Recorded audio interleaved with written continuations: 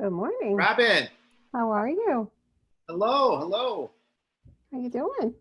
I'm good. I'm good. So you're early, which is awesome. You said, well, oh, did you need me to come? I can come back.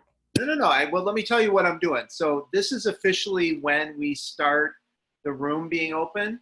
So the Okay. room is open. We start officially at 8:30. Um, and my thing, I need you on at 9 my time, 10 yours. Okay, great. I'll come back then. Okay, so you're all good and you need to send me your PowerPoint so I can just upload that into the thing. Sure. It was do you want me to send it as PowerPoint deck or it was a Google Slides, whichever one you want? PowerPoint deck is better. Okay, perfect. So you're gonna control the screen then? I can. Okay, that'd be great. Yeah, why don't we do that? I'll be on the anyway in the moderating in the chat and all that. I'll send that to you right now. Okay, cool. Yeah. All right.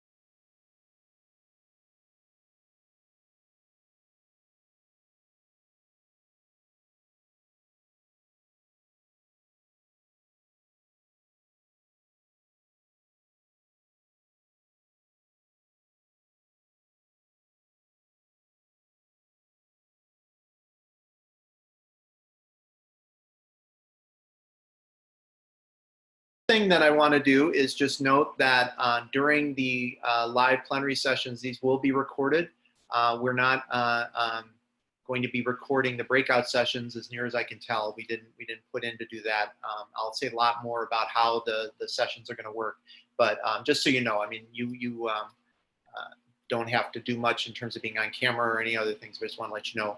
I also want to let you know that because as part of this, even though we are all here and doing CEUs, and we're going to have a really, I think, collaborative and intensive experience working together in the next 2 days, this will also be recorded, the big sessions, and we will disseminate those later as well. So we welcome you to do that with us and to think with us about that as we go forward. So my name is Michael Kelly. I think a lot of the people I'm seeing so far chime in know me, so I don't want to do too much on introductions, but I just want to tell you a little bit about myself, and then we'll get into the plan for this morning. We have a very busy and exciting start to the Summer Institute, and we will be then going, as I said, into breakout groups as we look at the very important and thorny issue of how do we reopen schools, and what does that mean, both the physical reopening, but also some of the other things that we in school mental health are very concerned about, which is the impact of trauma on our youth and teachers and us as we enter the schools again. The idea of looking at social emotional learning and what that can do to help us reopen safely and reopen in a way that's effective. And because of the ongoing commitment that you know, I have personally in the teaching I do of the school social workers that come through Loyola, but also I think the heightened awareness that is ensued with the murders of George Floyd, Breonna Taylor, and a number of other Black men and women in the past 4 months, and the heightened awareness of police violence and state-sponsored violence. We're going to also look at racial equity work as well. Like, how do we do all this reopening with all these things going on? Also with the other very serious issue of that we have a federal government, at least, and some of you may be in states that are doing this as well, that are just essentially demanding that we reopen, and that we need to reopen basically no matter what. And so we're going to have a chance to, using I'm calling it a case study simulation. We're going to work through cases where you are going to look at, in a small group, based on the grade levels that you work with most, what it would mean to reopen. And again, it will be part of a 2-day process, and it will be hopefully a little different than some of the things that you've encountered in all these Zoom meetings you've been in for the last 4 months, in that we really are going to try to make this as interactive as possible and get you into connection with each other. One of the things that I want to just kind of say at the top in welcoming all of you is to acknowledge that this is our 15th annual Summer Institute. We've been doing this a long time at this point. We have been part of the school mental health training infrastructure certainly in Illinois, and we've expanded nationally. With your help, a lot of you have come back, and it's always good to see new people, but we love the people that keep coming.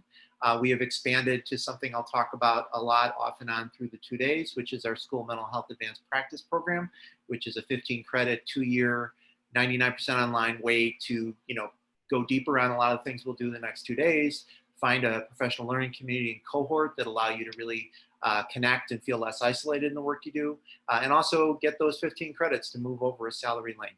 And all of that is really originated from my own practice career. I was a school social worker for 14 years myself in the Chicago suburbs, and this is really what I do, and this is what I want to you know, offer others as they think about what it means to be a school mental health professional. So we are largely school social work oriented, just because of where I started and where a lot of us are in the school social work, but we are in no means exclusive. We have a wonderful and amazing school nurse who will be keynoting in just a few minutes, Ms. Robin Cogan. We have had and will continue to have people from special education, school counseling, school psych, outside providers that are in the schools. All of you are welcome, and we really hope that you get a lot out of the next few days. All right. So I don't know about you, but this is kind of what I feel like a lot of the time right now. I feel like a lot of things are on fire, sometimes literally on fire, and then there are other people just kind of going about their business. This is certainly something that I felt before the pandemic, before the uprising related to Black Lives Matter. But it's only been heightened, I think, where we are and what we've been doing for the last 3-4 months as we wrestle with how to go into lockdown, how to still provide services and supports to our kids, how to take care of ourselves, how to take care of our loved ones. I will later on talk a bit more about the national survey that a lot of you participated in, which was an amazing experience to learn directly from all of you about what you're going through, what you're seeing, how you're managing. We've been also doing a lot of things on School Social Work Network and schoolsocialwork.net that a lot of you participated in. So we have a lot to say about what this has looked like empirically, and we're going to invite you in a few minutes to also maybe join us in a focus group today or next week to talk about what you've learned and what you're bringing with you and what innovations maybe you have acquired in addition to all the challenges you've been dealing with. So the agenda, all of you, I will resend when I stop talking the Google folder link. All of you should have access to that at this point. That is the repository for everything we're going to do for the next 2 days. We have the agenda there. We have the presentation from Robin Cogan. We'll have the presentation from Dr. Singer there. A bunch of resources related to a variety of things that I'll talk about as we go.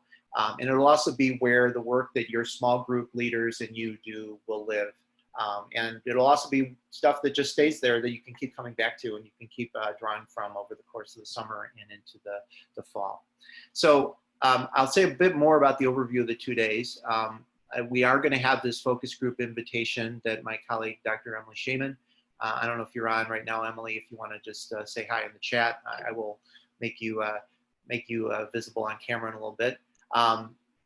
Emily is a former doc student of mine, an assistant professor now at Lewis, a school social worker, and she's part of this focus group project she'll tell you about and that a lot of you have already said you want to do, so we'll get that going. We are going to hear this morning from keynoters, Robin Cogan and Jonathan Singer. And Robin, if you've been watching CNN and CBS national news for the last couple days, you might have seen her in the last week, or the New York Times. She was quoted and she's been featured, and she's a fantastic voice for school nursing and a voice for the need for us to reopen safely. So we're gonna hear from her first, and then we're gonna hear from my friend Jonathan Singer, who's a prof here at Loyola. Some of you may know him through the Social Work podcast as well. And he is an expert in disaster prevention, intervention, suicide prevention. And he's gonna talk to us about kind of what he's seeing and hearing and thinking about in the wake of what really is a disaster that we're dealing with in terms of how I think about it. It's a crisis in the sense that I think there's acute moments that we have, but it's really an ongoing disaster that we're in with this COVID, with the shutdown, with the ways that different people are reacting to it. And then this, obviously, this experience of planning for reopening. So he's going to talk to us about that. After all of that, I will have you organized into small groups with the leaders from our School Mental Health Advanced Practice program. These are students who are in schools just like you. So I say students, but they're really veteran adult learners, longtime practitioners as well. They will be leading the groups where you get into these case study simulations. And the goal of these case study simulations will be to step out of your own reality for a minute. I mean, obviously, all of us are thinking about what our schools will look like, maybe what our own personal situation is. We have survey data that we found that a full quarter of our sample either had someone directly in their family die from COVID or knew someone intimately that had COVID. So it's not everybody, but it's a lot of us, and it's going to only continue as we see these cases spike. So we need to get into a space where we park some of that and really talk about, if we were in this hypothetical school you're going to work on, what would it look like to try to reopen?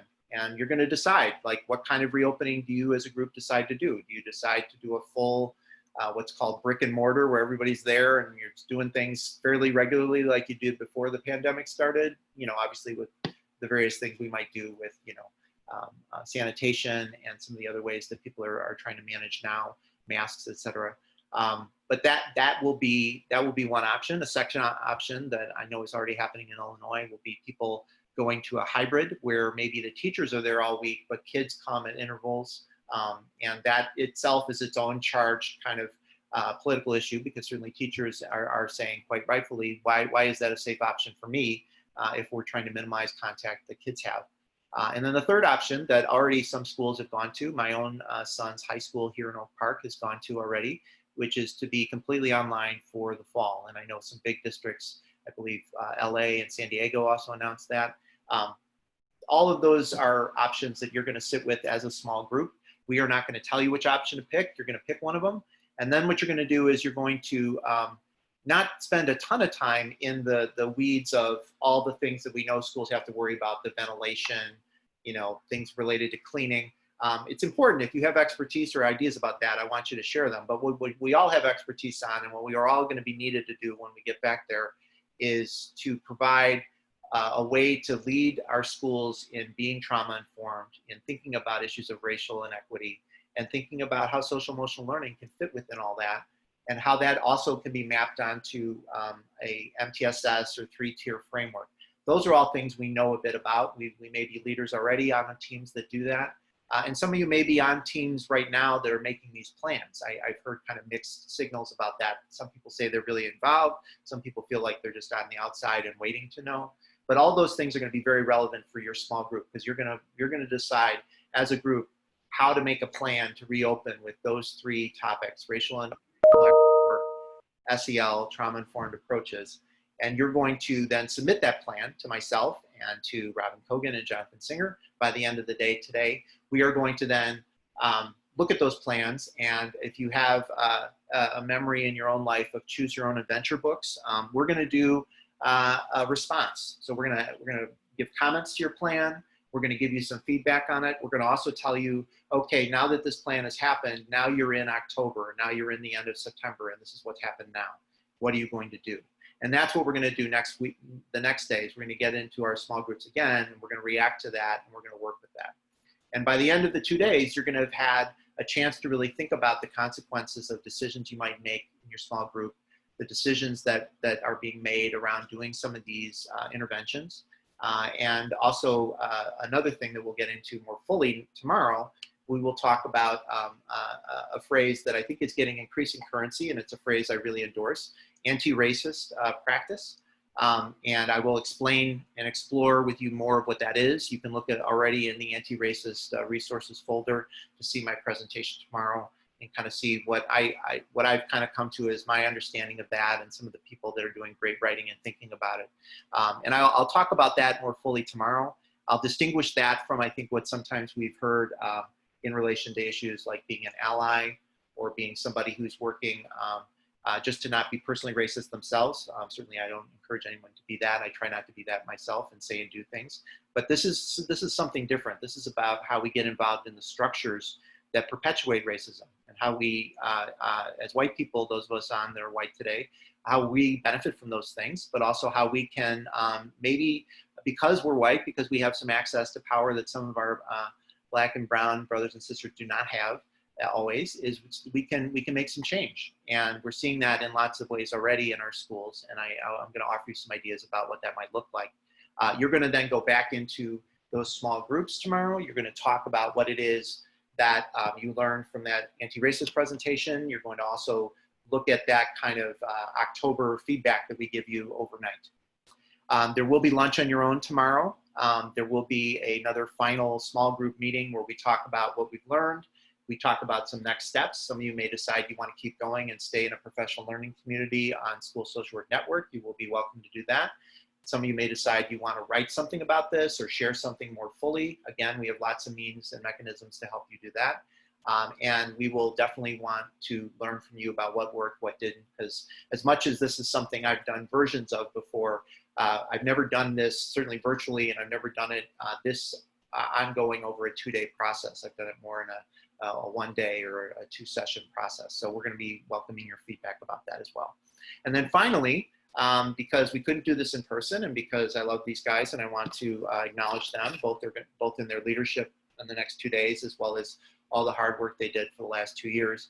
Our third SMHAPP cohort is going to have a short graduation ceremony that we'll all be at. We'll hear from our dean and some other keynote or crucial speakers. And then we will have a final debriefing about kind of what this meeting has been for you, and we'll be done. So that's what the 2 days is going to look like. I will welcome questions and comments as we go, as I get into our speakers that are coming. So if you have questions, hold on to them for just a minute. So what just happened? What just happened? We're all still kind of answering that question. We know that schools largely shut down right around, in our state, March 17th. Always interesting to be a Chicago Irish guy and have St. Patrick's Day be in my mind now as the day that schools shut down. We had a response that was swift here in Illinois, but not all states were. And some states were really, I think, acknowledging the need for school mental health in new ways. And so you're looking at Tanya Hernandez, who is one of our SMHAPP grads, an amazing school social work liaison from Clark County, Nevada. And with her, Department of Education and her district, she was charged with essentially coming up with a remote school social work, school mental health plan, basically over a weekend. It's like 3 days, I think she said she had to do. And she did it. And she did it so well that it was received well by her bosses. It was received by the State Board of Ed. They asked them to adapt it to go statewide. She presented on this at the end of March on our schoolsocialwork.net Facebook, YouTube, I should say. That video has now been seen, I think, by 8,000 people on the YouTube channel. So we really hit a nerve there. People really wanted to know what Tanya had and what she had done. And we were all asking these questions. What do we do? How do we do it? We had another presentation from another awesome school social worker, Marjorie Calindris, and Eric Santos, the tech coach at her school. And they put together a bunch of things about how to do online SEL. And a lot of those things, again, were viewed by thousands and thousands of people, and they were put into practice by a lot of people. We then gathered people. Some of those folks you're looking at right now. Sorry, Carlos, I got you with your mug.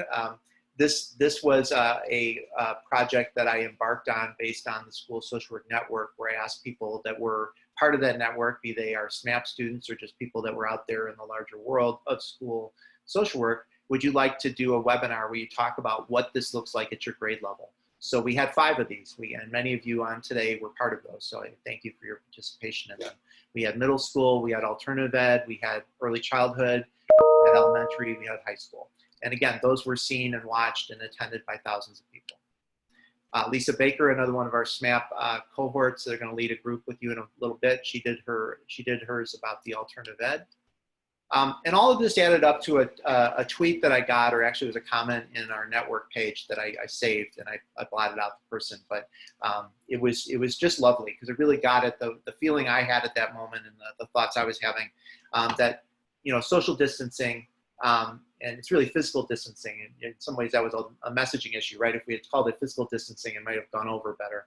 But definitely professional distancing sucks, and we need to continue to chip away at that, because no matter what, we're going to need each other. We're going to need to be in touch with each other as we go through what we're going through right now and get ready for the fall. So we did 3 times a week on School Social Work Network, where now we have over 4,600 of you have joined that network at some point.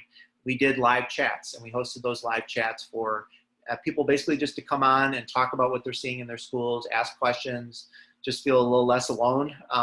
There was, you know, I would say it was a support group and a teaching group as well. We had speakers. We had Robin Cogan, who we'll hear from in a little bit. She came and talked one day.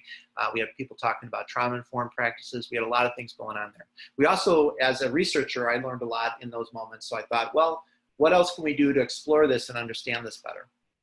So this is a tweet from the Chicago Teachers Union. They retweeted it. They got it out there.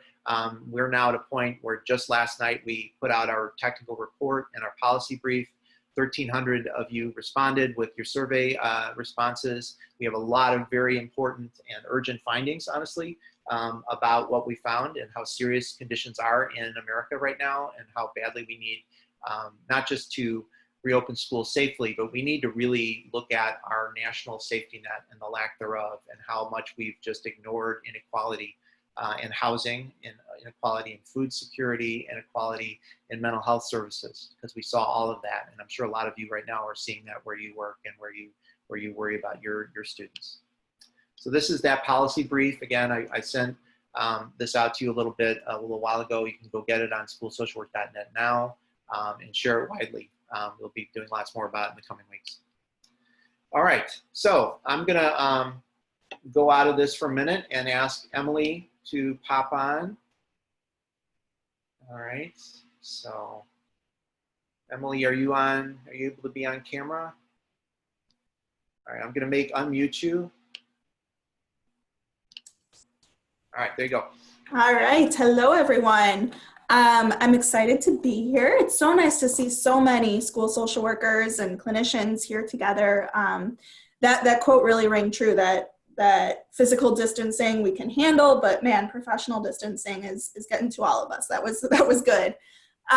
So if you've been to this institute in previous years, you've probably seen me pop in and out in various capacities. I started as a school social worker, attending the conference to improve my own practices. And then as I moved into doctoral world, I attended as, a school social worker. I did that simultaneously while getting my PhD and studying school social work and how to improve the field. So this year, I am here as a researcher. I'm on faculty at Lewis University. It's out in Romeoville, Illinois. So it's a small school, but it's a mighty school, and I'm loving it there. So I have to say, though, working with college students is really just not the same as working with those K-12 kids. So I really do miss a lot of being a school social worker. And but there's a lot of cool things I do in this job, and one of them is research. And so this year, just as Dr. Kelly was talking about, we are leading focus groups to try to understand your experiences, what you're doing, how it's going, how you're making decisions, how you're getting along.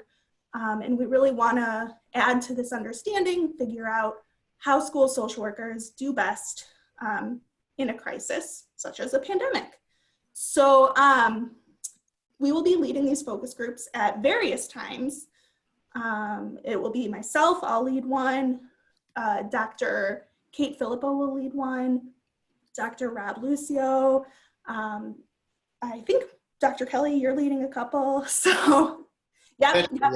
All right, and they're happening at various times. Today, we will have two during lunchtime, one led by me and one from Dr. Filippo. And then there will be other time options as well, and we'll make sure to get those out to you so that you know logistics. But for now, this is completely optional. You don't have to do it. But if you're interested in sharing your experiences, we would love to hear it. And we would love to have your voice be part of helping to move this field forward and help to understand how to make this coming year as good as it can be. So that being said, we're going to put a couple things in the chat. I think Dr. Kelly just did. Yep. You have a consent form to sign. And the thing is, there's a lot of logistics and paperwork with research. So just like being a school social worker. So you will need to sign that consent form and actually download it as a PDF and send it back to us. We need it as a PDF or in writing that way. You'll send those directly to Dr. Kelly, and then he will respond to you with the focus group link for Zoom. So those will start at 12 p.m. today. If you're part of the focus groups today, we actually just have 20 spots for lunchtime today.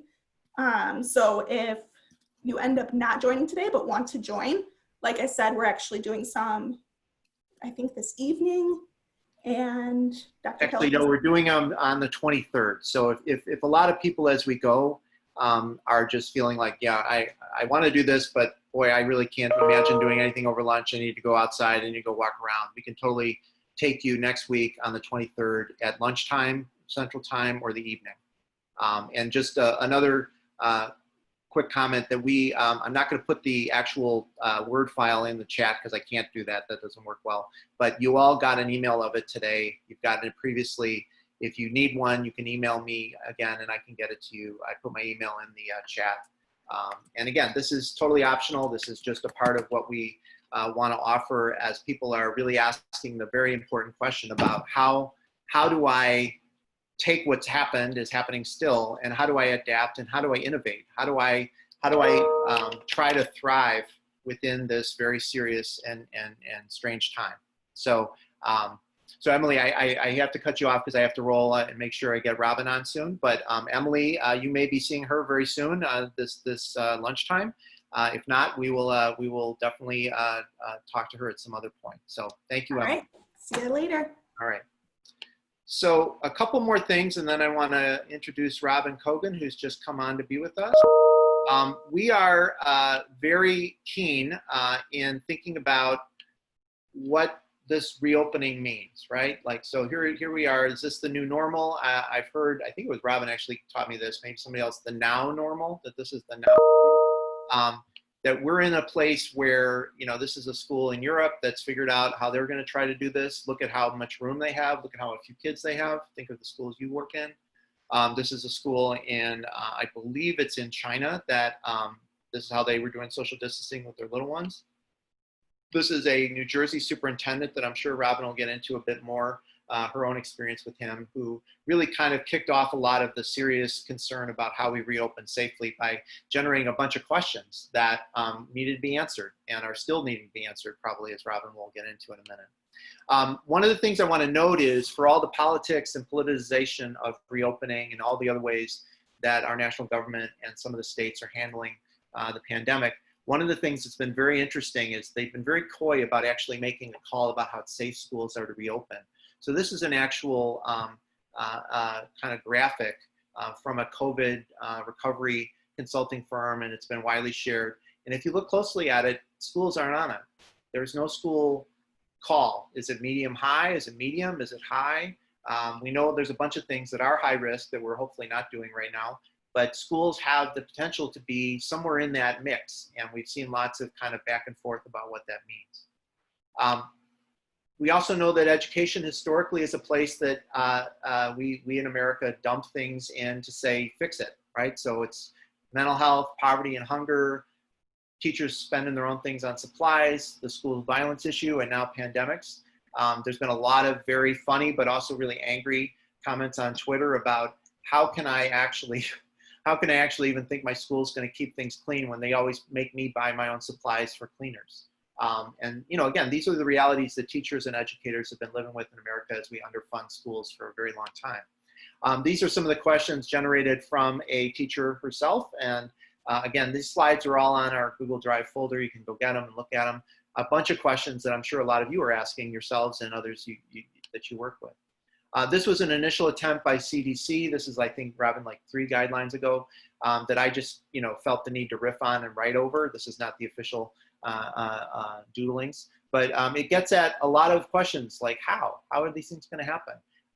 And, you know, what would that actually look like for us to do in the school that I work in? Robin Cogan hooked me up with a group of dynamic educators and school nurses, and started out in New Jersey.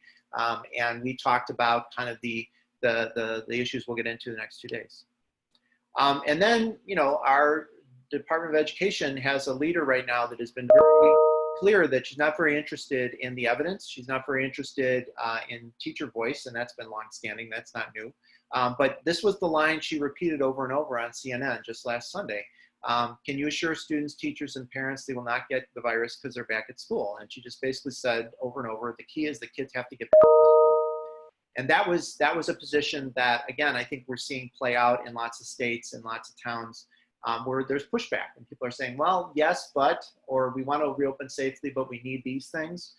The survey research that you can look at that we just did clearly makes the case that there's a lot we need funding-wise and resource-wise if we're going to reopen safely. And again, that's something our country has struggled to do in other moments of crisis, but we've done it. We, you know, to be emphatic and maybe a little hyperbolic today, but I can tell you when you look at the survey data that we did and you read that report, there's a lot of echoes of the 1930s in America. And you combine that with the reality that 1/3 of Americans did not meet their rental or mortgage payment this month. We're in some really serious times that some of us may or may not have as direct an experience with. I imagine some of us do, but this is not a short event we're in now. We're a lot of what America is about is being revealed, and so schools will be a place where a lot of that is dealt with.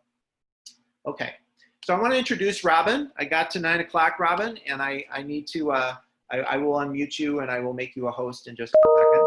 But I want to tell you about my 2 keynote speakers today and tell you how excited I am to have them with us. Robin Cogan is a nationally certified school nurse. She's in her 20th year as a New Jersey school nurse in Camden.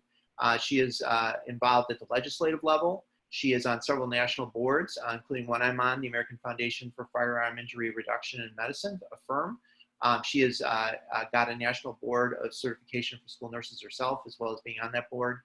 She's been recognized in a variety of ways. She writes the Relentless School Nurse blog, and recently she was quoted in the New York Times and featured on CNN, CBS, and a bunch of other places.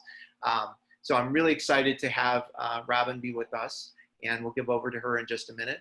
Another fellow who will be joining us after we take a break and come back at about 10 o'clock is Jonathan Singer. He is the associate professor here at the school. He started Social Work Podcast. He is the current president of the American Association of Suicidology. He is just I joke that it's Dr. Singer's world, we just live in it. I feel like maybe that could be a joint thing, Ms. Cogan and Dr. Singer's world, that I just get to live in their worlds. So it's a thrill to have them with us today. I'm going to come out of my screen share, and I'm going to unmute you, Robin. I'm going to make you a host, if I can pull that off.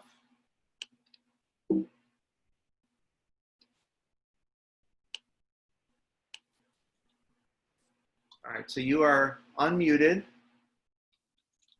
That's a good. Can you say hi, Robin, and make sure we got you? Can you guys see me? We can see you. Great. The part I have to figure out is to make you the host. All right. Okay, so you are now co-host, and I'm going to allow you to share screen because I think you got my email. I need you to do that. I can't click through for you. No problem. Okay. All right, so Robin has graciously agreed to be with us today. I'm going to give over to her just to let you know. She's going to talk for a while about what she's been doing and how she's seeing this from a school nurse perspective. There will be a chance to ask questions and comments during the chat, and I'll moderate that. And then we'll take a break at about 9:45. So Robin, take it away. I just want to make sure. Can you see my screen? Not yet. Not yet. Okay. I can't. Pat says he can. Some people can, yes? Hold on. Let me make sure. Yeah, they're not seeing it yet, Robin. Okay. Let me exit.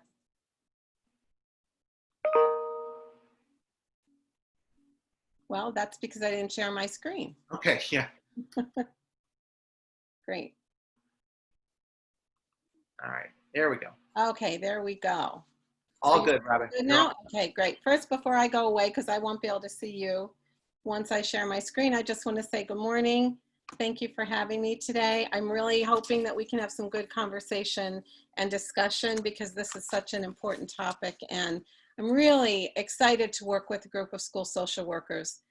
School nurses and school social workers have so much in common, and we rarely get a chance to figure out where those intersections are. So I'm really happy to have time to have this conversation with you. I am sorry it's under the unfortunate umbrella of a pandemic, but apparently it's taken this to bring a lot of important relationships to light. So I'm going to just begin.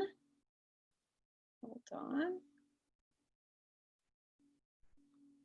Okay. So you can share, you can see my screen now, right?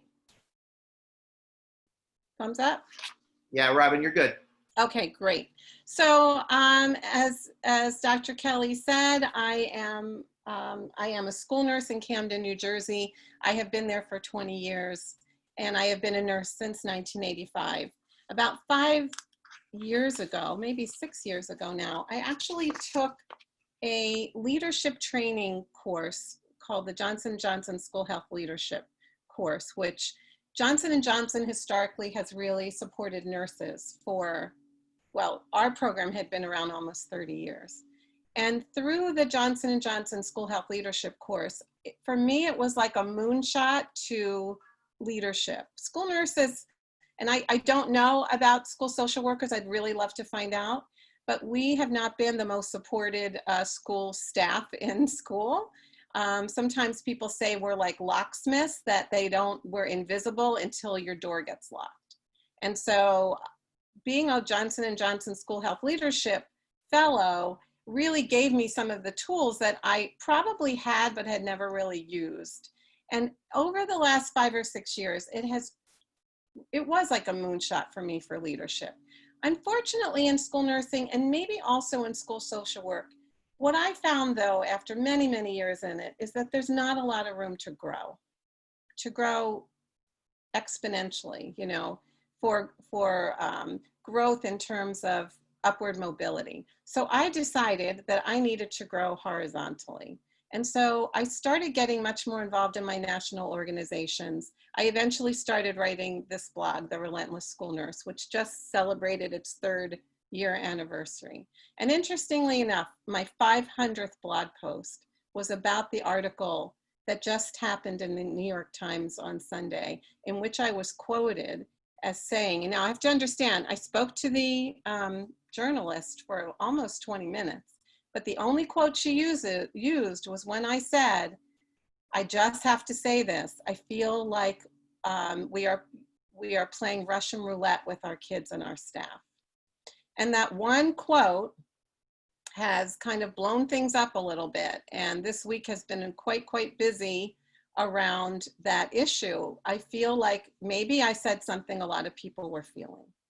So I'm going to talk about school nursing, school social work, how we intersect, and then I'm going to get into where COVID fits into all of this. But I didn't want to start the presentation without just giving you a little background into literally what's happening as we speak. This is just some ways to get in touch with me. And please follow me on Twitter, because that's where I met your professor. So I love this illustration. I don't know how many of you have seen it. It was through the Center for School Health and Education at the American Public Health Association. And to me, this is obviously a pre-COVID illustration, right? But to me, this is where school nursing and school social work come together. We see the same students, we share the same students, but my question to you is, do we discuss them? Do we ever take time to sit together as a unit? Or are you in a school situation where the school is in her lane and you're in your lane, and even though we are seeing the same kids, we're not sharing the most important information? So as a public health nurse, as someone who really believes in population health, I work with anybody I can to try to help them reach my students. And just looking at this picture, here's a student who was abused and hungry, bullying, homeless, caregiver, pregnant, sad, HIV. I mean, it just goes on. And there's the teacher trying to welcome everyone into this classroom. Just imagine having our kids now have been in a lockdown situation for the last 9 months with, not 9 months, but 5 months, with so much of this amplified, what it's going to be like and feel like when we actually do return to school. I also wanted to let you know, and you may not know this, but that school nurses spend, this is pre-COVID, up to 35% of our time on mental health issues, just us. And that doesn't include the staff. That's a whole nother level of discussion that we can have. So I'm just gonna let you look at this picture for a minute. Interested in your thoughts. So one of the models that might bring us together as professionals working together, and I'm not sure how much you use the WIS model, but in school nursing, we have used the WIS model and we've incorporated it into our own school nurse model called the Framework for 21st Century School Nursing, which I'm going to show you. But this is, the WIS stands for whole school, whole community, whole child. It's a model that was created with the CDC and 2 other organizations that came together, and including the National Association of School Nurses. And what I see when I look at these models, you know, I believe that unless we're putting them into action, they're a piece of paper or they're a picture hanging on the wall. But when you look at this model, the thing that stands out for me since COVID is safe. And actually, the whole idea of school safety to me has been rocked to, you know, our foundation because of school shootings. So I'm couching all this by saying that school safety has been at the forefront of what's happening in schools in terms of increased anxiety on many levels since, I mean, we can go to Columbine, but we can even go before Columbine. But especially since Columbine and the multiple, the school shootings, the community violence, you know, the intimate partner violence, suicide, unintentional shootings of young children. School safety has been at the forefront, and now we are facing COVID. And I really think the whole idea of feeling safe at school has now reached a level that we have never had to experience before. And that's one of the reasons I said what I said to the New York Times, because I don't feel at this moment, just at this moment, with what is in place, or actually what's not in place, that it's safe to return to school. I don't think it's forever. And I don't think it's a permanent way that we're going to be, as Michael said earlier, a now normal. But unless we work collaboratively, we are going to piecemeal something together that is going to have many points of failure. And that's not what we need. We've had enough points of failure when it comes to gun safety in school. We can't do that with an invisible virus. So here's a bit of the WIS model. And when you look around, of course, the student is at the center. We want them to be healthy and safe and engaged and supported and challenged. And it's all about coordinating that policy goes along with process and practice, and involved in the community and health and physical health and nutrition. All of these things go around supporting the child, family engagement and employee wellness and physical environment and social and emotional climate and health services and counseling, psychological and social services. That should be a big, huge double one, right?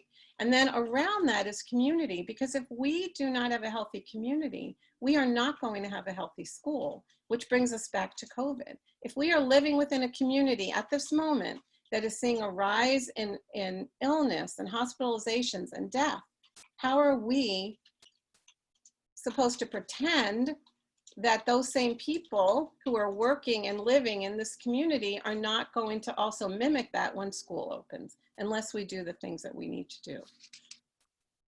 So in terms of school nursing, we use something called the 21st century school nursing the framework for 21st century school nursing practice. It is kind of funny that way into the 21st century, we still use the term 21st century. I'm not sure why. This is not a very old model. It was introduced in 2015, but I think we're still getting used to living in the 21st century.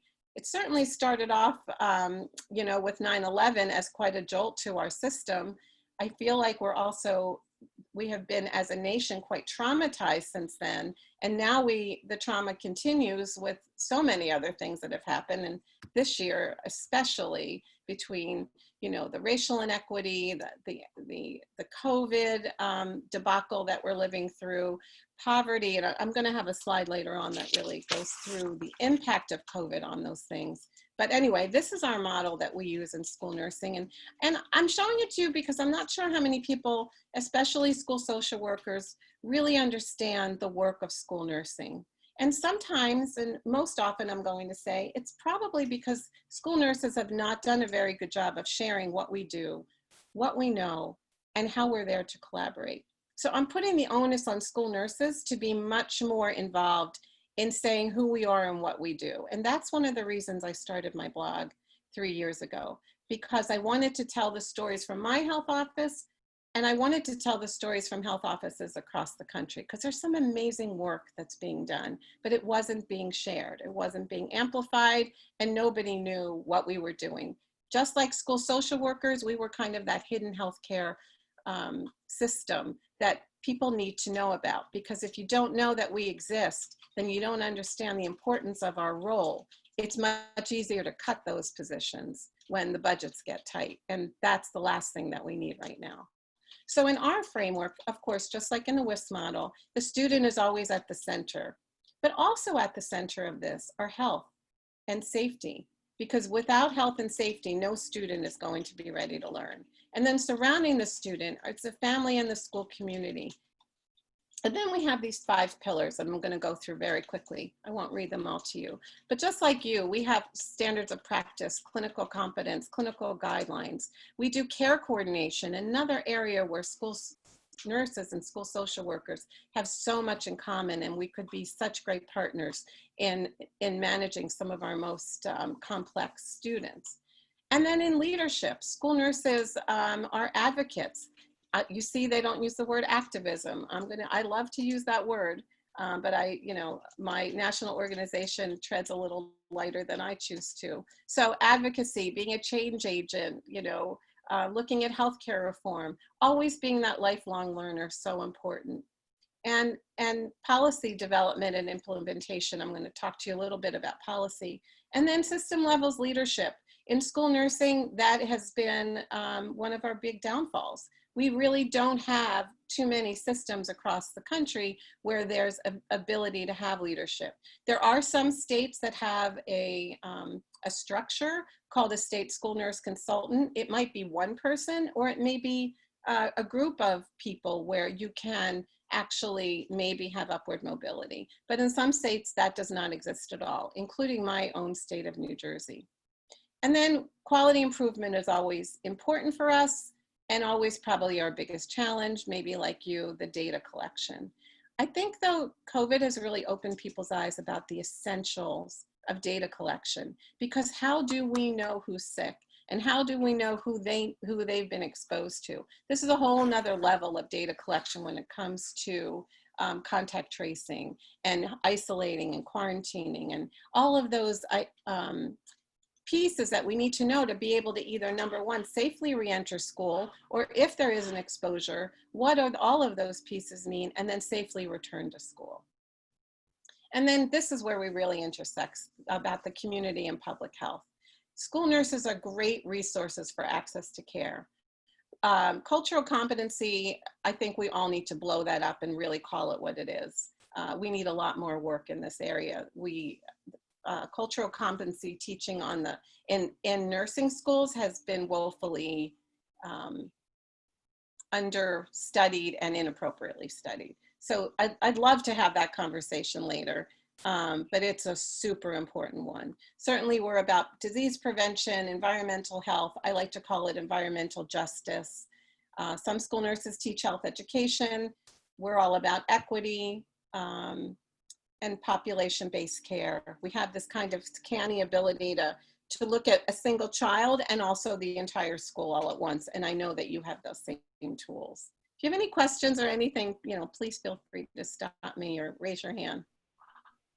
So why I wanted to come here today was to talk about building relationships with my friends, the school social workers, because really we are in this together, and there's never been more of a time when that was more urgent than in the midst of a pandemic when they're trying to get us all back to school. So how are we in this together? First of all, let's look at the things that we share. We have shared goals that promote children's health. I don't know if we ever talk about those goals one-on-one, face-to-face. I can't say that I do that on a regular basis. So when Dr. Kelly asked me to present to you, it really also gave me a time to reflect on my practice. And what can I do? Because there's a school nurse, there's a school social worker, there's the school counselor, and we all have this incredible knowledge and opportunity to collaborate, but I don't think we do. And maybe there are some amazing nuggets and places that do, and I'd love to hear more about them if that's what you're involved in. I believe a shared value is that we have a commitment to student success. That is our foundation, right? We both have strong clinical background and training. Oops, sorry. But there are time constraints and system barriers to what we can do. Some of those barriers, I don't know if we put them up by ourselves because we want to stay on our own lane. Because when you start taking down those barriers and really start collaborating, incredible opportunities arise. And I'm going to talk to you a little bit on the next slide about one very positive thing that happened with a school nurse and a school social worker. And then really understanding, this is where we have, I think, a shared value and an understanding. We understand the impact of social determinants of health, of ACEs, and other what we call wicked problems that are happening with our students, with our communities, with our families, and with our teachers. And you know what? We have to include ourselves in there too. We don't come to school as machines. So I want to talk to you about this one really interesting school nurse colleague that I came across, and this is her health office visit. And I know I can't see you, but if somebody wants to pop in there and tell me what they see on this health office visit pass that they may never have seen before. And Robin, just so you know, given the size of the group, I'm asking people to put it in the chat, just so you know. Oh, great. Can you read the chat off to me? I will, for sure. Okay, great. Yeah. So one person is saying emotions. The emotion column is something they haven't seen before. Has anyone ever seen that on a school health office visit before? So far, a lot of people say no. What they've already tried, that was also something they thought was pretty cool. So Yeah. Yeah. A lot of people, basically a lot of people, Robin, are saying this is not their typical health office form. This is not your typical health office form. Yeah. I hope this health office form goes viral in a good way, not the coronavirus way, because this is a form that was created with a school nurse who went back to a master's program with her school. I believe it was her school counselor. I don't know if it was a school social worker, but they took courses around social and emotional learning. And this was a project that they worked on together. And it was just brilliant. Because what she did, this is one piece of the project, and she shared it with me. But what they did as a team, now, of course, they did do this together for like a capstone project. But what they did as a team was look at all of their visits. They shared a lot of students. And what they realized was that they were seeing the same students and they weren't discussing them. And the students would come to the nurse with all of these somatic complaints when, if she dug in a little bit deeper, it was really related to something emotional, something they were worried about, something that had just happened, something that they were angry or sad about. And it was showing up very typically as a somatic complaint, a stomach ache, a headache. Number one, they were getting lots of time out of the instructional time, which is a problem, but they weren't learning any self-soothing strategies, self-coping strategies. They were not learning how to identify what was happening to them. So these two colleagues came up with a plan to team up together and just name what was happening in their school. They had the data. Not with naming the kids, but the kids, most kids knew who they were talking about. And they did a series of educational visits to the classes to talk about how to identify your feelings. That sometimes, yes, your feelings show up in physical ways and they show up in emotional ways. And they taught them these strategies. How much water to drink? Did you rest your head? Did you take a bathroom break? What is your positive self-talk? Did you do 5 deep breaths? And there's a whole series of things that kids could then develop as their own toolkit to use when they felt some of these things coming up, their anxiety was rising. Rather than just like run out the door, they were asked in a more mindful way to stop and think about what they had learned and create a very individualized plan that they could use. And so in the health office, this is what the nurse did. And in the health office, this is what I did for myself. I just thought it was a brilliant example of an innovative way that two professionals can come together from their vantage points, seeing the same kids, but creating something unique that could be shared. So I thought that was love to hear your feedback on that one.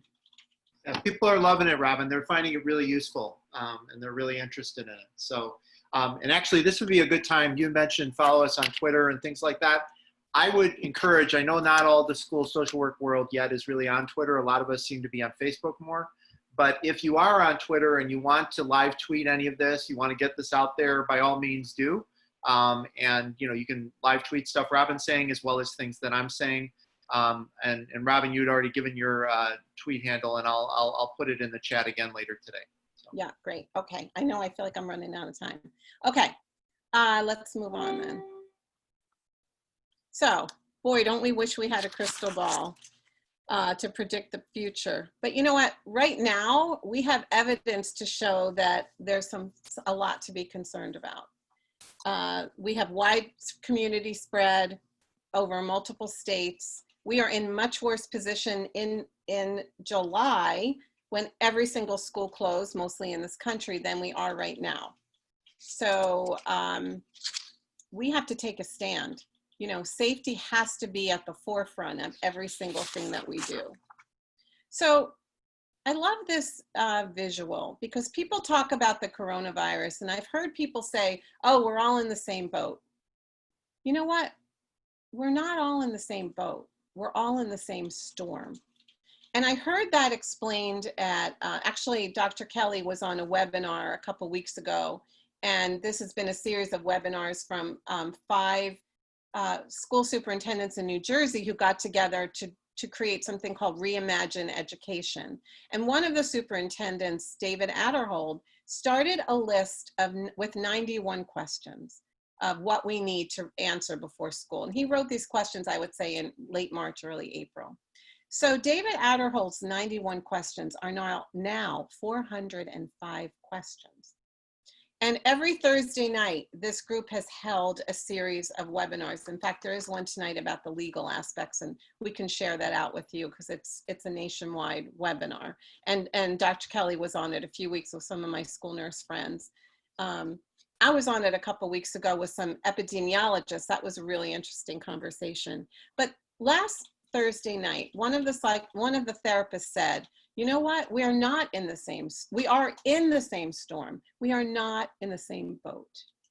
And that really hit me because some of our families are in a yacht. Some of our families are treading water with a buoy. Some of our families are in a sinking rowboat, right? We are not in the same, we're in the same storm, but we're not in the same boat. And it's a really important distinction because this is where the inequities come. When you talk about schools closing, you know, the buildings closed, but learning continued. But we know that the learning was very, very variable. And one of the most obvious things that happen is that it's very clear that the internet should be, and I'm not the only one saying this, but the internet should be a utility like gas and electric, because guess what? In this day and age, we almost can't live without it. Certainly our kids suffered without having internet access. Their education suffered. And we don't know what the future is going to bring, because even if we go back to school in some capacity, and I do not believe it will be full on school, it will not look like the school we left in March. The students are still going to have some aspect of remote learning. So we need to spend the time, the energy, the infrastructure to look at the inequities of how our kids do not have access to the internet, the kids and their families. So just start thinking about that idea of, you know, we may be in the same storm, but we're clearly not in the same boat. And on to our friends at the CDC. They are under so much pressure right now. I don't know if you heard the news today, and I don't want to get too political, although I do like to get too political. But you know what? We're witnessing the death of expertise right before our eyes. We need to listen to our public health professionals, and the CDC has always been that institution that gave us, you know, the most up-to-date science. And just today, apparently, it was announced today, but I think it started before, the CDC supposedly will not be directly receiving testing results that are coming from hospitals and other places. There are 2 new centers that were set up through the White House to receive this information. This is very scary to any public health person. We need transparency. These numbers are inaccurate to begin with. We know that. So we, you know, what is this all about? I tweeted this morning that I hope that every single public health physician, any health group across this country, nursing group, social work group, makes a public statement from their national organization or their personal statement that this is not acceptable. We need access to this information.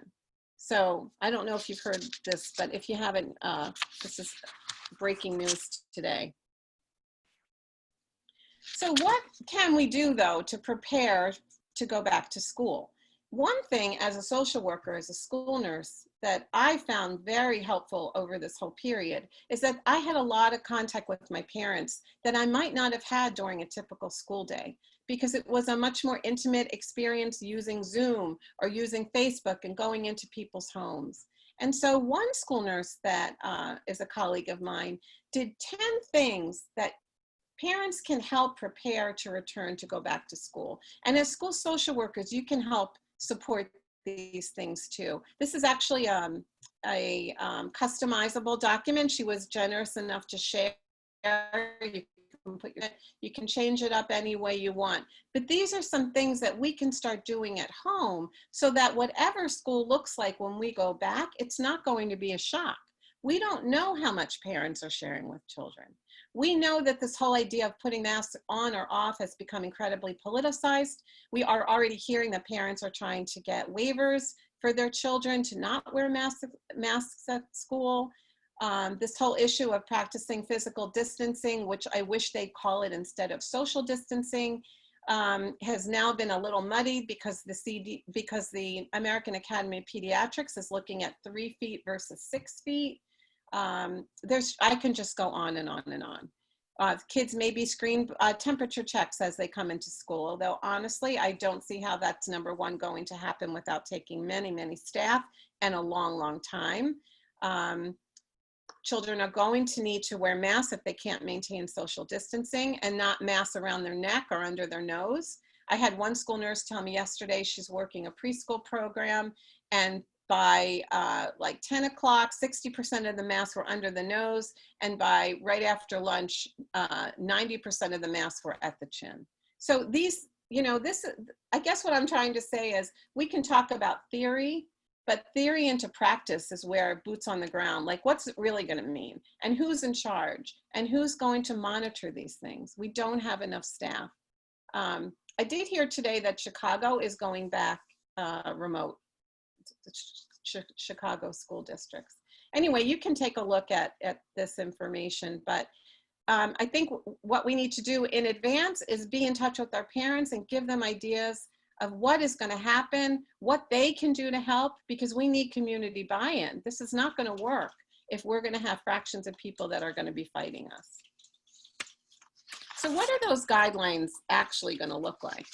I'm just going to read you a few. I know Michael, you have to give me a time limit here. Yes, so we're about 9:33. Do you think you could talk for like another 5-10 minutes and then we'll take a few questions? You can just shut me down anytime. No, I'm loving it. I want you to be able to finish too and stay on schedule. Yeah. Absolutely. I can do that. I won't read all the guidelines because I could keep you here until midnight. But I'm just going to read a few things, and this is what a school could look like, and I'm not making this up. Okay. So the term social distancing, which I said before, to me, I wish they would call it physical distancing because we're still socially connected. Social distancing has been a real misnomer and people don't understand it. And it will refer to 6 feet separation. It may be 3 feet though, because of these new guidelines. We're still waiting to hear. If it's 3 feet, it will be 3 feet with a mask mandated. Class sizes are going to be limited. Students are going to be staying in pods. Assemblies will not be permitted. This is school. Visitors to the school and the classroom will not be permitted. That could also include parents. Schools will be closed to visitors aside from drop-off and pickup, and that may usually occur outside. If there's a car line, it'll occur in a car line. There will be hand washing and infection prevention instruction that will be required to be taught to all students and staff, and there will be multiple times and places during the school day where people should be washing their hands, which should be happening anyway. But there is a difference between using Purell to wash your hands and using soap and water. So that's another important issue. Truthfully, every school classroom should have a sink because that's the most impactful way to wash your hands. Students' face coverings are recommended, but some districts are not requiring it. This could then create all kinds of problems, especially in our older elementary or middle schools where they're gonna feel, am I weird to wear a face mask? Am I gonna get bullied for wearing a face mask? Use of water drinking fountains will only be allowed for those who have self-dispensers. No more water fountains. Drinking out of the water fountain directly is prohibited. Let me see, I'm going to go through all of these. Probably breakfast and lunch is going to be eaten in the classroom, and this presents a problem for children who have food allergies. Parents of children with food allergies are up in arms about this. They're very scared about having food allergens within the classroom that the kids are learning in. They're going to be using disposable trays, prepackaged utensils. There will be no sharing of food at all, no parties, no sharing of food, nothing like that. Students will still have to maintain social distancing from each other in school, and maybe even be assigned seats, because that maintains the physical and the social distancing. Teachers must stay 6 feet away from their children. And if teachers have to get closer to their children, they are going to need full PPE. If they're doing like intimate things with their children, if they have children with special needs, they're going to have full regalia, gowns, gloves, face masks, probably face shield. There will be no small group instruction. There will be no sharing of community supplies. Art is going to be really difficult because kids really can't share supplies that can't be properly cleaned. And then this is the big one in terms of health. If a student displays one COVID symptom, and there are so many of them, you know, cough, fever, chills, gastrointestinal problems, pretty much every single thing we see at school, we don't know that it's not COVID, and every school will have to have an isolation room. And those students will have to leave. They will have to possibly be tested. They will have to see their primary care, even if they do it by a virtual telehealth visit.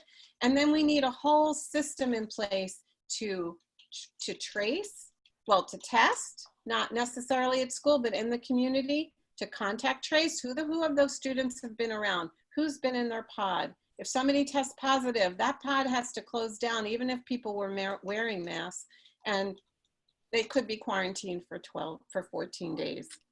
This could go on and on and on. And then again, we're going to have to look at school closure. And I didn't even talk about transportation, because a typical bus that used to hold 56 kids can now only hold 11 kids. And the bus driver has to be in mask, and he has to be behind a plexiglass. So there's just so many pieces to this.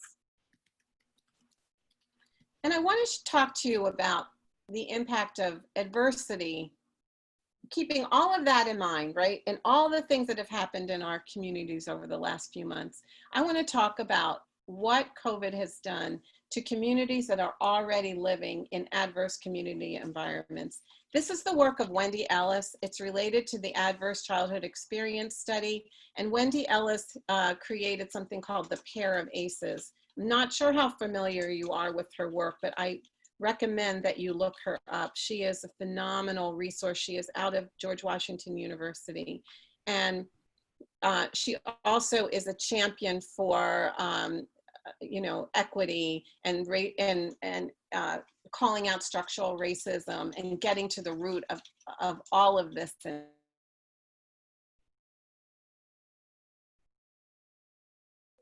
Robin, you froze up there.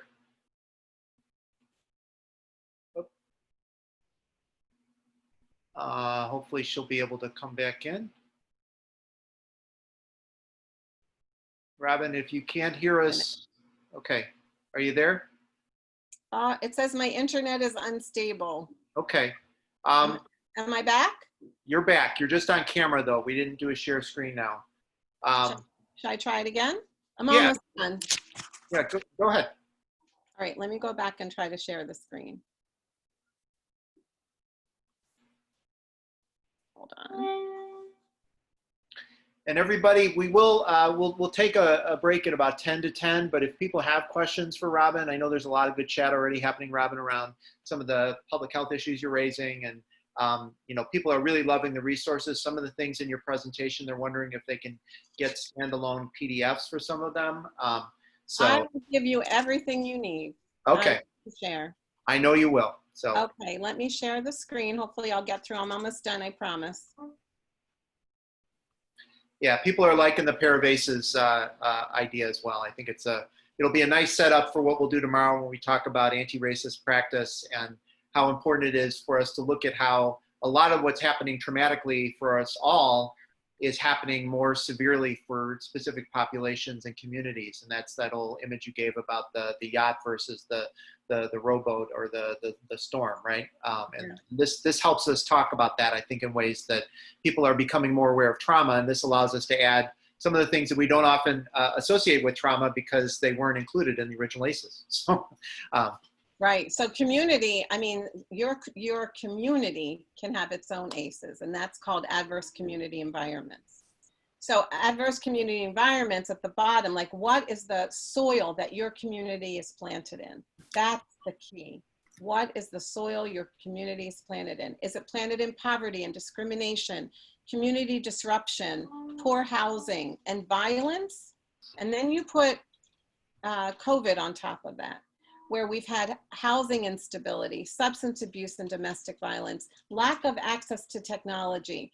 Who gets to work remotely are not many of my parents, I'll tell you that.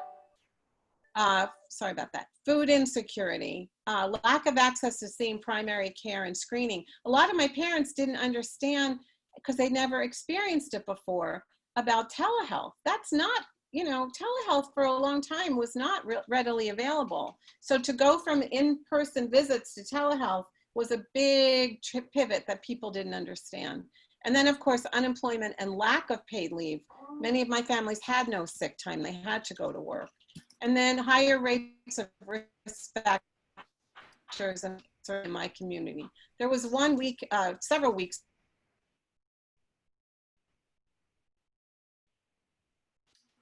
Yeah, your internet's unstable again, Robin. Is Robin froze up for people?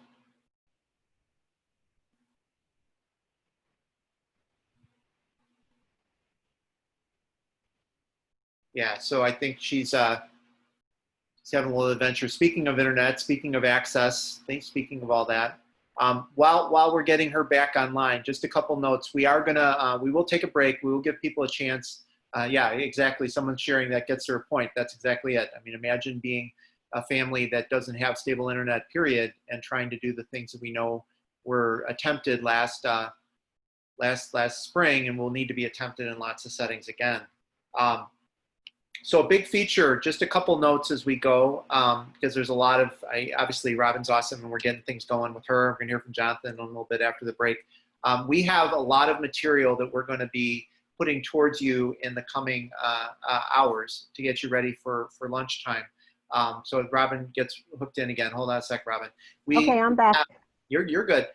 We have the small groups are almost ready to go, and I will be putting those out so everybody has knowledge of what they are. The small group leaders will be ready to go. We'll do all that. Basically, after Jonathan's talk, we'll get everybody oriented, ready to go. You will go into breakout rooms, which I reckon a lot of you have done before if you've been on Zoom in the last 4 months. And that will be a bulk of the time we spend off and on through the 2 days. I am also, lots of people are expressing interest in doing focus groups, which is awesome. So I will be also teaming up during your breakout times with my colleagues, Emily, who you met, and Kate Filippo and Rob Lucio. So we'll make sure everybody has the relevant link to go to the focus group as well at lunchtime or possibly next week. All right, so all that's coming. All right, Robin, take it home and we'll have time for a little more questions. Well, I'm afraid to go off again to my slides because they, I think they were making it unstable. Yeah. There must be a lot of people on Zoom. What you got?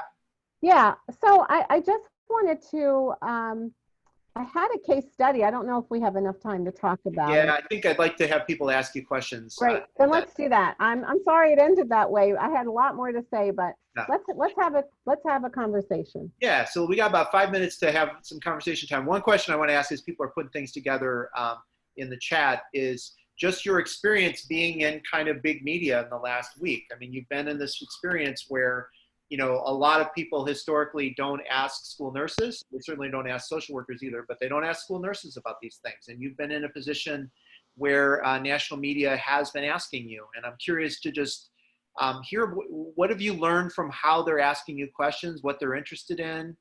You know, I know that both of us have colleagues that we've worked with that are more in the public health medical end of things in terms of doctors who have been featured, but this is a new experience for you, and I'm excited for it to happen. So can you reflect on that a little bit? Oh yeah, so it was a very new and, let me say, super scary experience. And one thing I did to prepare, and I recommend this to anybody, anytime I do something really scary, and these were all really scary, I listen to music. So I was listening to Sarah Bareilles sing Brave. I don't know if you know the words to Brave, but some of the words are about letting the right words come out. you know, I want to see you be brave. So I must listen to it like 10 times in a row. But because I felt like I was being called to be brave, and I was scared. And I admit, I get very scared before I present anything, even this morning. And I think it's because when you're passionate about something, you know, it's that kind of good toxic stress, a little bit of toxic stress. Yeah. So it was a very interesting experience. The New York Times article got some attention because she took that quote of, you know, the Russian roulette quote. Right. And I have to tell you, I was slapped on the wrist by my school district the next day. I'm a believer in it's better to ask for forgiveness than permission. Mhm. So I'm also of a certain age that I was not going to ask for permission. Me So, too. You too. And you know, my message is not so controversial. My message is, listen, I want to be back at school. We want to be back at school, but we have to be safe. And if the CDC is saying the safest right now, the safest thing is remote learning. Right now, the safest thing is remote learning. The next safest thing is this hybrid, this podding. But with that is such an unbelievable, you can't just say, oh, just keep kids in a smaller group. Where do you put the rest of your kids? If you have X number of kids, if you used to have 30 kids in your class and now you can only have 10, where are the other 20? Your buildings don't grow. I mean, I heard one superintendent say he has a school district the size of the Pentagon. And he said, I will have to build 5 Pentagons and staff them to be able to do what you're telling us to do. So in the spirit of that, Robin, and this is a question that has come across already, and people are just loving it, that talking about how you're going to have 60 new followers on Twitter and lots of good energy coming your way.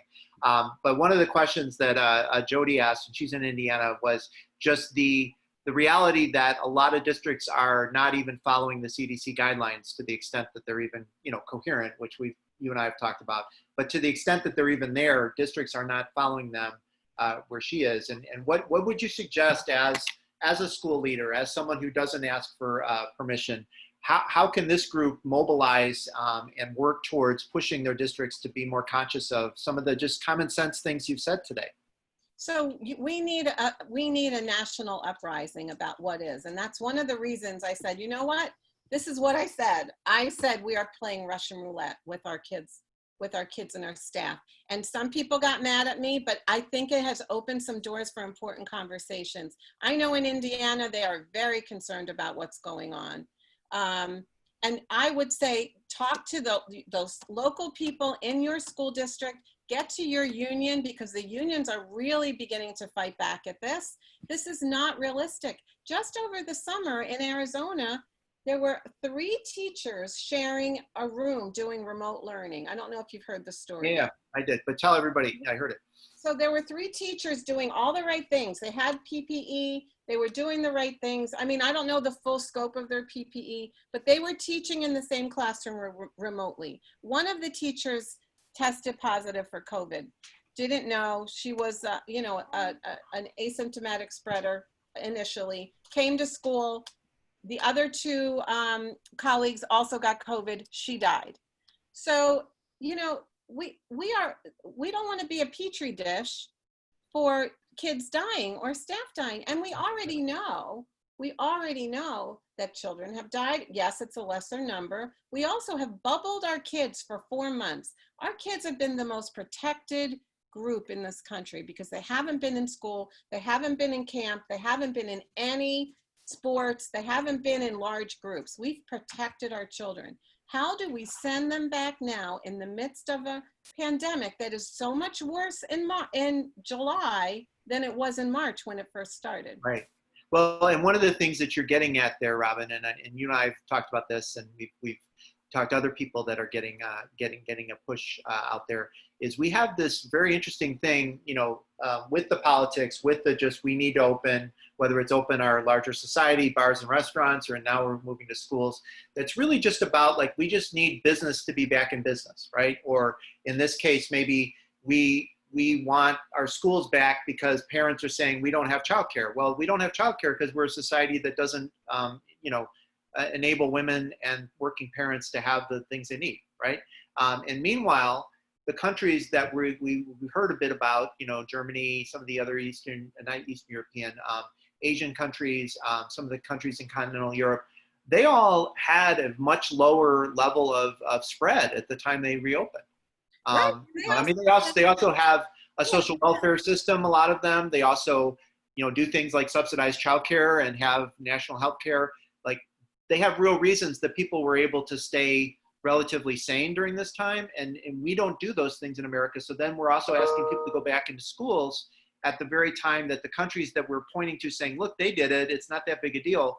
We didn't do that work the last 4 months. Does that make sense? We didn't, and we never had a national response. And then, now it is a totally politicized thing, right, where there's one section of the federal government saying, this thing is going to disappear. We just have to learn to live with it. Everybody, we're all get herd immunity. Go about your day. Bye. And then we have our trusted public health people saying we are in a national crisis. We have people like Dr. Fauci yelling from every corner he can because he's been barred from the White House to speak. We have people like Dr. Peter Hotek right in Houston, Texas, right? in the middle at Baylor, screaming about the absolute emergency we're in, and it was preventable, because what's predictable is preventable. Right. But, Yeah. That's why I said what I said. And So, that nurse in that social worker in Indiana, do the same thing. Get some people together, write a letter to the editor, make some noise, get people behind you, because what you are thinking, so many other people are thinking. And I can tell you, I've had people push against me. I don't fight. I block people on Twitter because I'm not going to change anybody's mind, I just know that I'm following the science, and the science is really telling us a completely different story. It is. And in kind of just winding up our time with you, and certainly I know that you and I and Jonathan are going to talk a little later today about some of the examples these guys are going to work on. Just to preview that a little more for you, Robin, all of these attendees, we have almost 70 people with us today, which is awesome. They are going to be getting into small groups where they essentially have to make decisions based in large part on some of the things that you raised, which is, how do we reopen right now, knowing what we know? What does it look like if we do remote learning to make sure we take care of some of those very, in some ways, some of the data we have from our national survey is arguing that we almost have like a subset of a lost generation that's developing. Like, literally, like, we don't know what's happened to them in the last 4 months. Like, they're just not, they haven't been on the radar. They haven't responded to teachers reaching out to them. Social workers haven't been able to get with them. And then you look at those pair of ACEs that you shared with us. We're in this really, this inflection point, really, is what I think about it as, where we have a chance to really look at our society as something that really needs to be, a gut rehab, really. Like, we it's not just about getting back at school. Like, we have to look at why it's been so hard for us to actually do this compared to other countries. And I think of what you gave us today, and your own voice and your own willingness to step into this. And also just to think about your own self, that, going back to school yourself, because you're in a school setting. And I just want to thank you for all that you've done to teach me about this. And I know that the group is loving you in the chat. So I'm going to want to stop us right now for a little, give these guys a chance to stand up and walk around.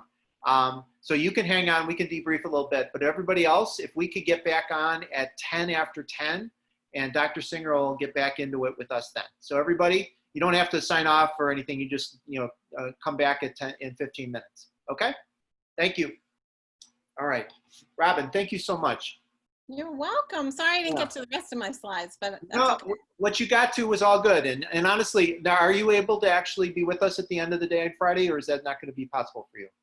Tell me the time again. I know you've told me this before. Yeah, no, it's fine. I was, the two more things I'd love for you to do is to join me and Jonathan like at 4:30 for us to kind of talk about kind of the cases. Today at 4:30, Yeah. but for me, 4:30 our time, 5:30 yours. 5:30, yeah. Right. And it'll be, well, I'll just create a separate link so we don't muddy it up.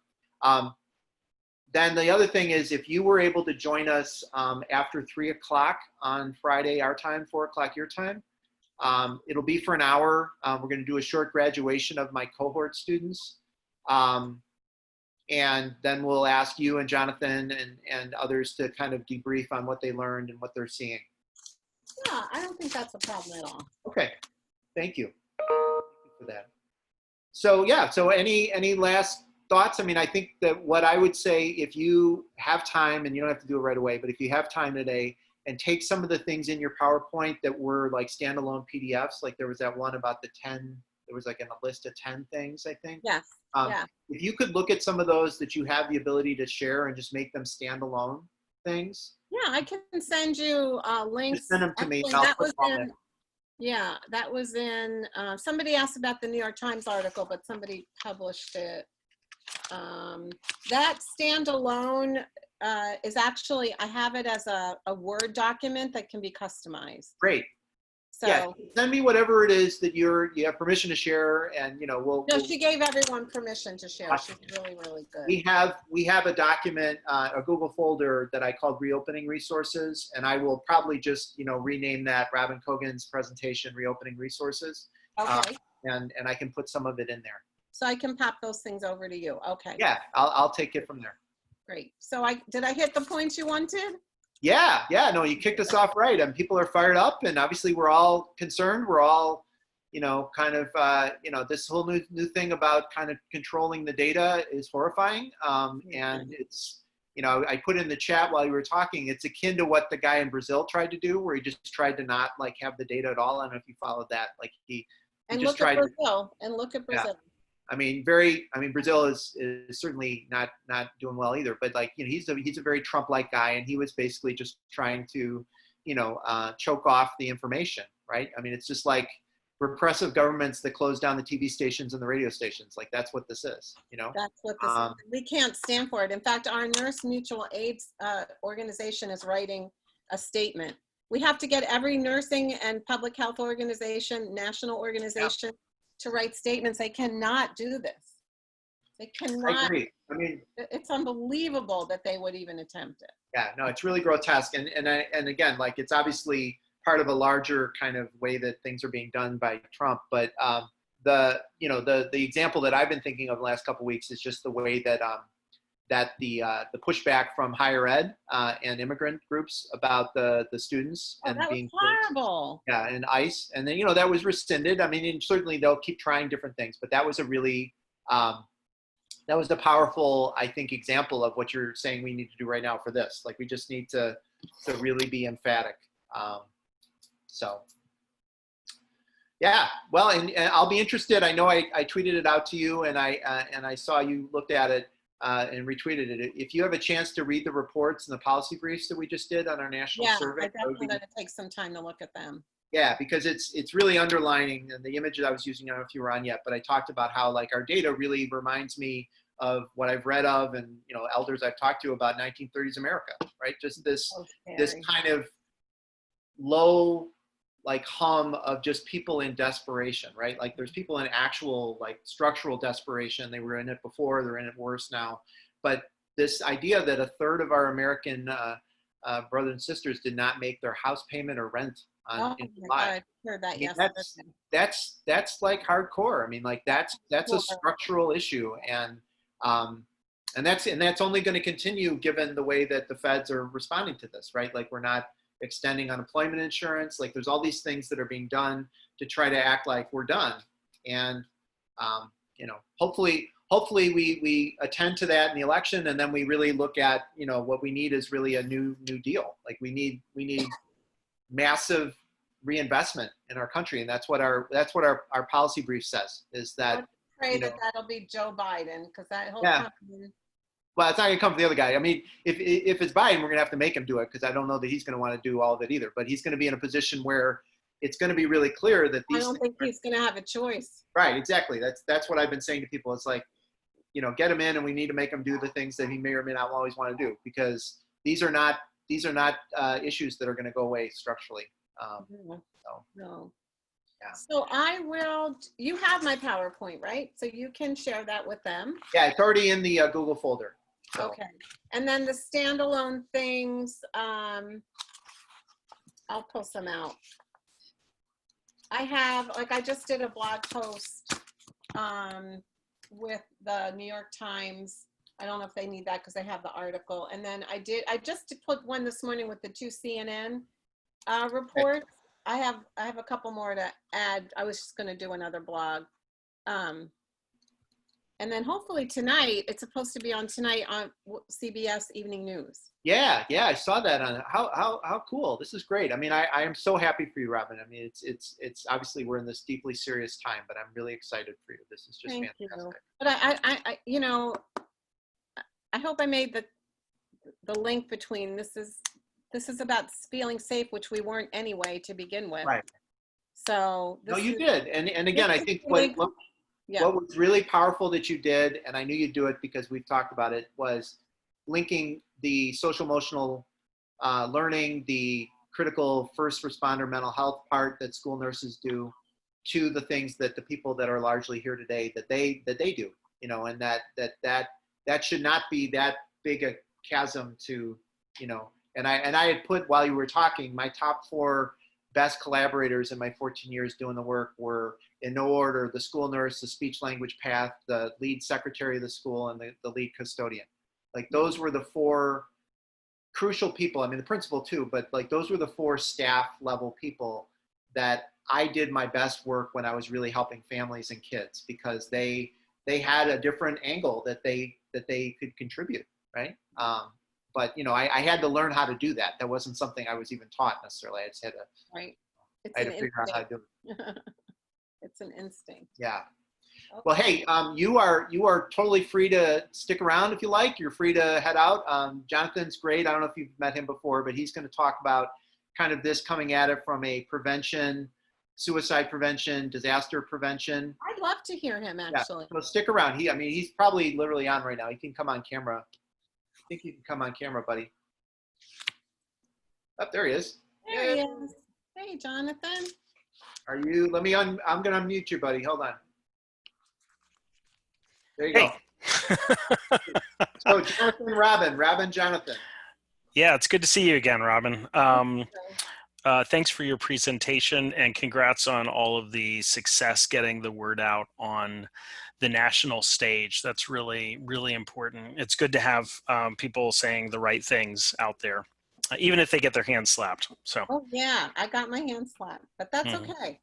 I had a really interesting interaction with this Harvard guy too. I don't know if you, I don't know if you watch. Do you watch CNN?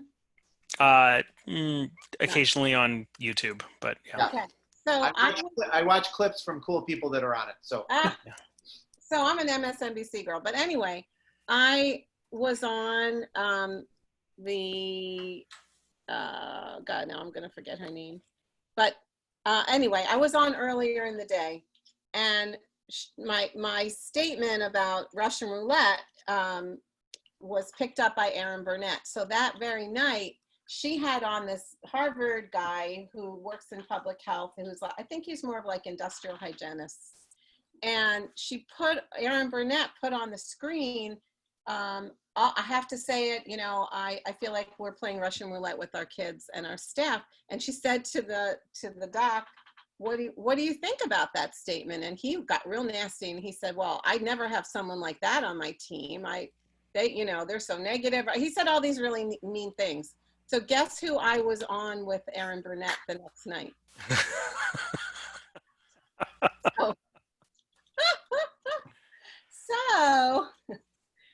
So good. Intimidated. That's awesome. But the truth is, I really liked the work that they did. That Harvard reopening document is excellent, and I've shared it, and I believe in it. So I was like, wow, is this a gotcha? Like, why are they? Well, I mean, Jonathan's got more miles in kind of big media than I do, but I know that that's something that sometimes they do to gin it up a little bit and get it going. So it was a little bit like, what did I get myself into? So anyway, I didn't know that he was going to be on until literally maybe an hour before the show. So the hour before the show, I was really. Wow. Oh, she's freezing up. Yeah, I think that You know, the news media definitely love to have a soundbite, and I think experts love to tear sound bites apart, or quote unquote experts love to tear sound bites apart. And so I'm not surprised that somebody that's like a public health or a, I don't know, industrial occupational person had an issue with somebody using the word Russian roulette. But I think that it would have been more generous to say, well, basically we you know, to expand on it and say, the idea behind that is that you're risking people's lives. It was a risk comment. I mean, what was brilliant about it, and why I'm so excited that it's gotten the prominence it has, is everybody understands what that is, right? Yeah. Everybody, especially our age, has seen the deer hunter or knows kind of what that image is. It's visceral. It does get at risk. I don't know if this is the same Harvard guy, but there was a Harvard guy from public health school that was getting barbecued because his school is fully online this fall, and he was lecturing schools about reopening. And you know, part of what I want to push back a little on you. I think the death of expertise is absolutely happening, Robin, with Pence and Trump and those guys, and the mayor, the governor of Georgia that's banning mask bans. Governor of Florida. Yeah, Florida governor. But in the larger world, I think what's also happening, and this dovetails really well with kind of the Black Lives Matter uprising and even the school violence things that we've talked about, is a lot of the standard people that are just used to everybody taking them seriously aren't being taken as seriously now, you know? And like, I really enjoyed, I mean, maybe it's not the same public health guy, maybe it's another guy being an asshole from Harvard, but like that comment that guy made seems to align well with what I saw another guy write from the Harvard School of Public Health. And he, you know, I don't spend a lot of time on Twitter getting in arguments with people. I never do actually. But what I really liked was there was a very evidence-informed and moral argument being put against this other guy saying, you don't have any standing. You're not an educator. You're not in schools. Your school is already decided to go fully online because you know the risks are real. Like, it was just this very, which again, I think experts need to be able to, you know, we need to do the things that Jonathan and I do where we write articles and we get peer reviewed and all that. But like, we also need to be willing to have those kinds of interactions, right? Like, you know, that, and it's funny because in some ways I think TV and radio are bad because it just can devolve to yelling, you know, like, or people can just get loud. But anyway, I will look for that link if I can find that. We ended up having a really good conversation, and in the end, and the next day he tweeted how much he respects school nurses. Oh, all right. So maybe somebody got to him. All right, good.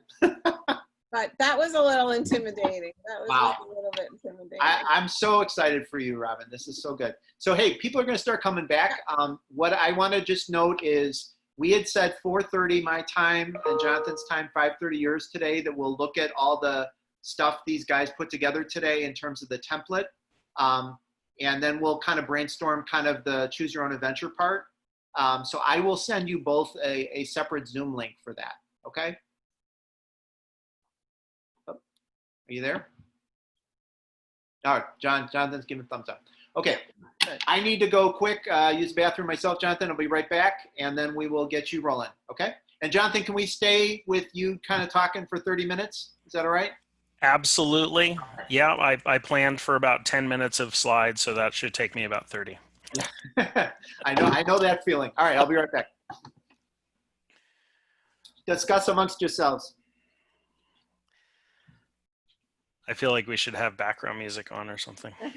Oh, I'm excited to hear your talk. Oh, good. Well, that's great. It's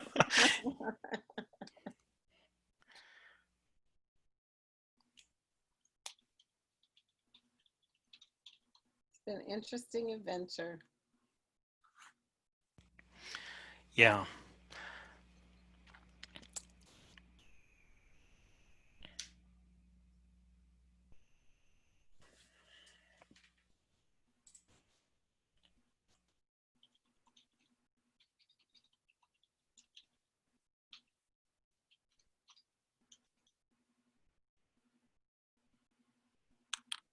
Taking a call. I'll be right back.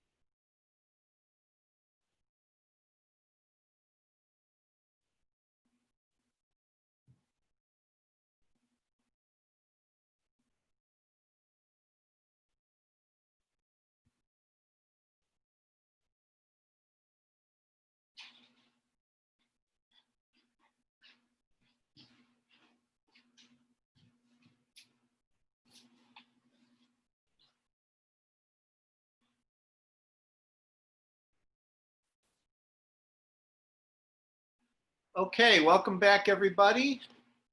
Let's start getting everybody in. So a little bit of a reset, just to let you know where we're going. We are going to hear from Dr. Singer in a minute, and he's going to take us through some thoughts he's had and some research he's looking at around kind of the preparedness related to trauma and disaster and other crisis kind of ideas. And then we'll have a chance to interact with him in the chat and questions.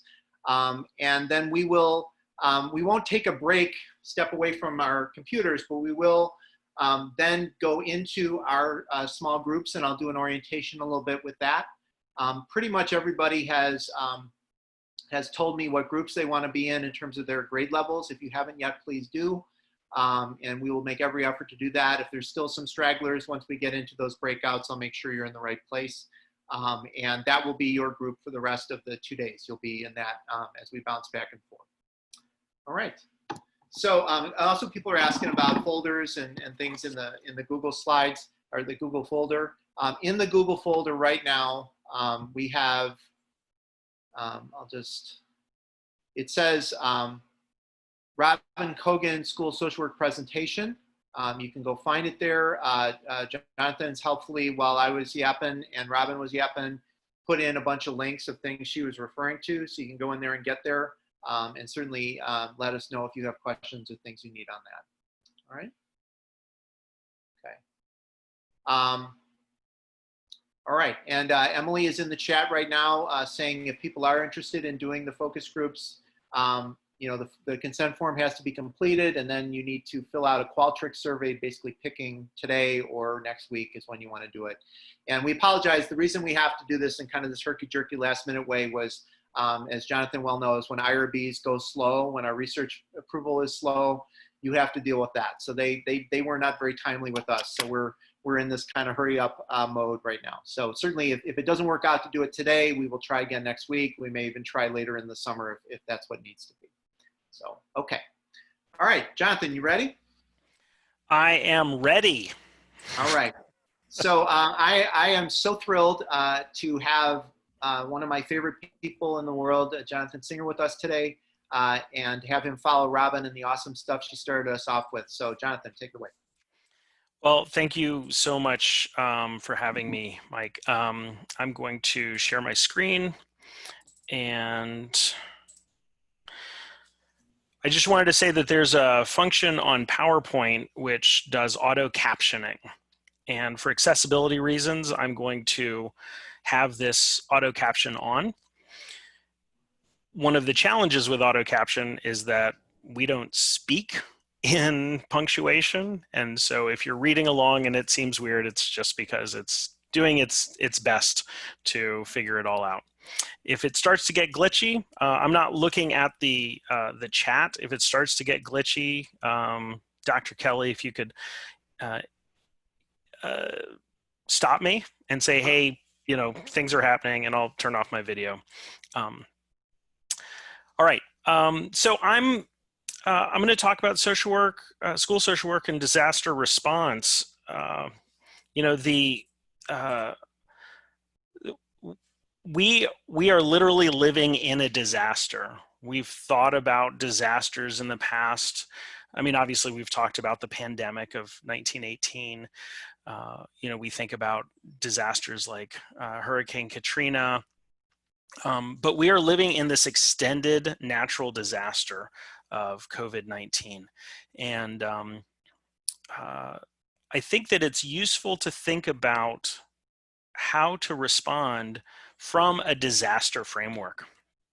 So as of yesterday, the data that I was able to pull is that, you know, there were, this is the graph of new cases of COVID-19, and you can see, so each one of these lines is, or this line represents data points for every day for the number of new cases.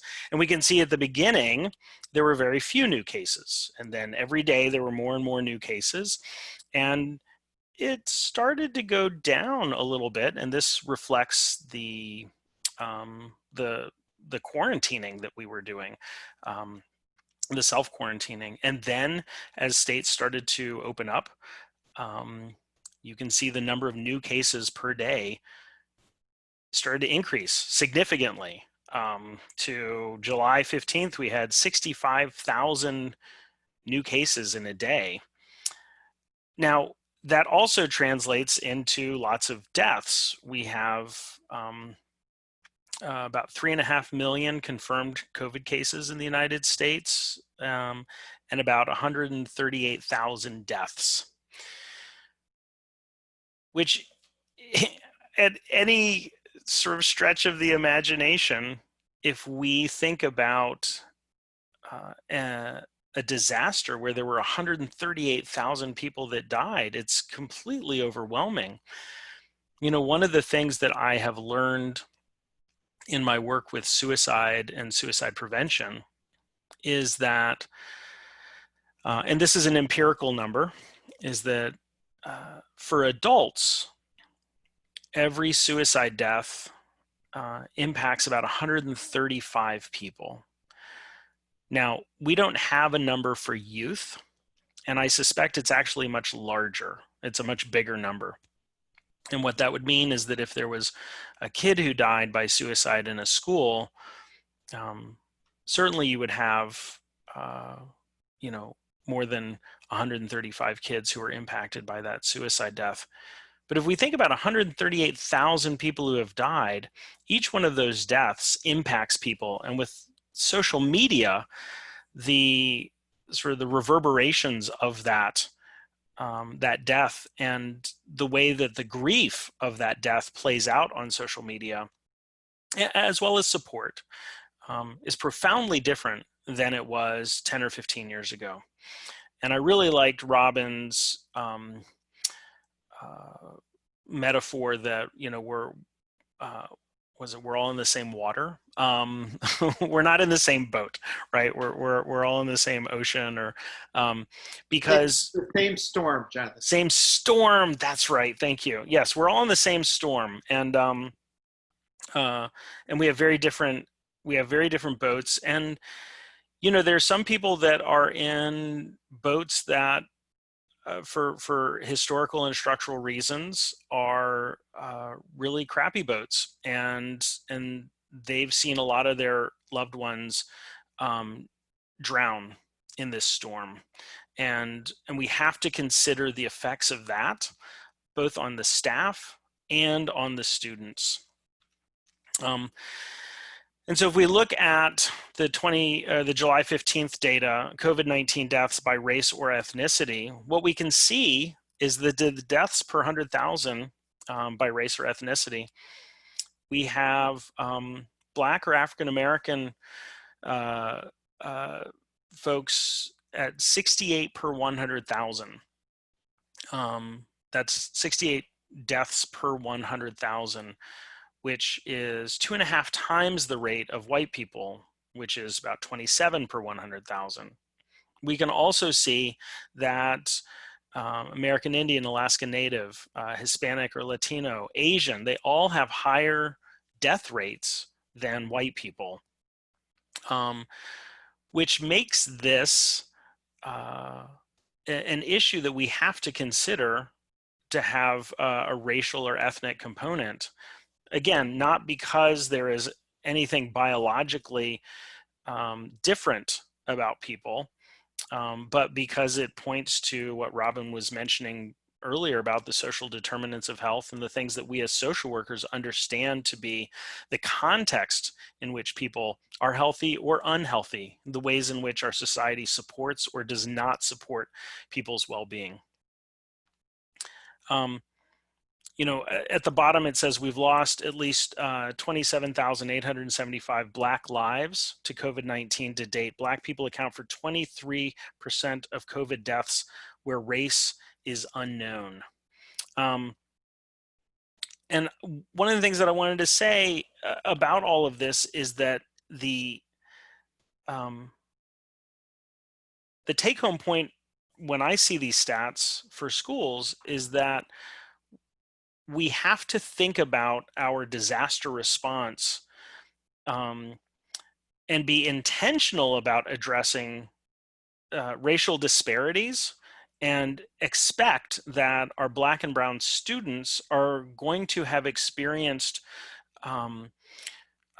more deaths in their families, have heard about family members who have died more so than our white students. And if we're taking a perspective that sort of centers whiteness, and you and the other white faculty are in your school are thinking, well, you know, we know lots of people are dying, but, you know, none of us have actually lost somebody to COVID. Then that's ignoring a huge issue in the school, and it's going to be poor response for the whole school. Now, let's take this to the level of trauma. My assumption is that everyone here is very well versed in trauma, so I'm covering this more as a way of saying, you know, this is a piece of knowledge that we're sharing, that we understand in the same way. You know, traumatic events are extraordinary, not because they occur rarely, but rather because they overwhelm the ordinary human adaptations to life. That's from Judith Herman's classic Trauma and Recovery. And, you know, one of the metaphors that I've appreciated about describing trauma is the file cabinet metaphor. I don't know if you all are familiar with this, but it's like we store our memories and we organize our life as if it's a file drawer. And then when a traumatic event happens, it's as if somebody opens up the file drawers and takes those files out and throws them across the room. And the work of recovery is about gathering up all of the memories and all of the experiences that made up those files. And even when we work really hard, you know, one goal would be to try and put everything back the way it used to be. And another goal is to say, well, maybe the way that I organized it in the first place wasn't great, so I'm going to reorganize it. And, you know, and that speaks to this idea of post-traumatic growth, right? What can come out of a trauma experience, and sort of the reorganization of experiences and the way that we think about things that actually makes our lives better. Now, in addition to just sort of the general idea of trauma, we have this idea of historical trauma, which is cumulative emotional and psychological wounding exceeding over an individual lifespan and across generations caused by significant group traumatic experiences. This was first written about around Holocaust survivors, but has sort of, I think most of the important work on this has really been addressing indigenous people, Native community historical trauma, and increasingly addressing historical trauma in African American and Black communities related to the sequelae of slavery and Jim Crow and the ongoing ways in which Black lives and Black bodies don't matter in this country. And so when we think about the kids in our schools and we think about the families and the parents, we have to consider not just the natural disaster that we're in, the pandemic, and traumatic responses, but also to understand that there is historical trauma in many of the communities that we serve that plays into an experience of, that plays into the person's immediate day-to-day experience. There is a concept in crisis intervention or crisis theory, it's called a compound crisis or a trans crisis, which is this idea that if you're in a crisis situation and there's any piece and you have not resolved a prior crisis, that prior crisis can overlay or underlie the current crisis, which means that you can be managing two separate crises at the same time. So if you had somebody who was experiencing as a parent who experienced, a tornado where which was a traumatic experience. And then you have another traumatic experience with their kid who's freaked out at school. It could trigger, again, this sort of trans-crisis experience. Now, mass traumas, these affect large numbers of people either directly or indirectly, and include the widespread disruption of normal routines and services, which sounds a lot like what's been going on with COVID. Disasters are often considered mass traumas because individuals experience multiple traumas, and responding to such traumas often requires immediate and extensive resources that typically exceed the capacity of the affected communities, which is exactly what's been going on with COVID. Now, I'm not saying that our communities are experiencing the same level of physical deprivation as communities in New Orleans after Hurricane Katrina. I mean, you had a situation where hundreds of thousands of people literally had no homes. That's not going on here. But people did experience shortages. They're starting to experience shortages, in the grocery store again. The shortages and the resources that are unavailable are really the things that Robin has talked about in terms of guidance. How do we keep ourselves safe? And this is, in some ways, physical resources such as housing. Even though being displaced is incredibly disruptive, it's like, I don't have a house and now I have a place to stay. It doesn't take care of the emotional distress, but there's a physical safety. This sense that we don't know where the danger is. We know that there's danger, but we don't know where it is, creates this perpetual, ongoing, underlying sense of fear and anxiety for folks. And that is something that absolutely plays into parenting, professional and school experience and sort of child experiences. So some of the responses that you are very well familiar with, trauma responses include emotional flooding, repetitive thinking about the traumatic event, avoidance of trauma-inducing stimuli, hypervigilance, a pervasive sense of dread and hopelessness, and triggers that activate the traumatic symptoms. So what would those look like in a pandemic? Well, I'm sure you have lots of examples that you can draw on and that you can think about from the students that you've talked to over the summer, or other that you'll be talking about over the next couple of days. But what I'll suggest is that it's really important to think about how these trauma responses play out in terms of the way kids are thinking, the way that they are acting, what they're feeling, how they're relating to others, or what we call mental health, right? These issues of brain development. And in schools, the focus is on education. And even when there is schooling from home, educators are really being graded and incentivized on how well students are doing in terms of their learning. And we know that when kids and when adults are anxious, when they are stressed, that they don't learn as well. And I can tell you, as a parent of second graders, well, they're going to be third graders, the stress of having to teach my third graders or my second graders material that I didn't understand, that I sometimes disagreed with, that I would go in and be like, I don't think this is really a good idea. And my kid would be like, no, that's exactly what I need to do. And, just negotiating all of those things.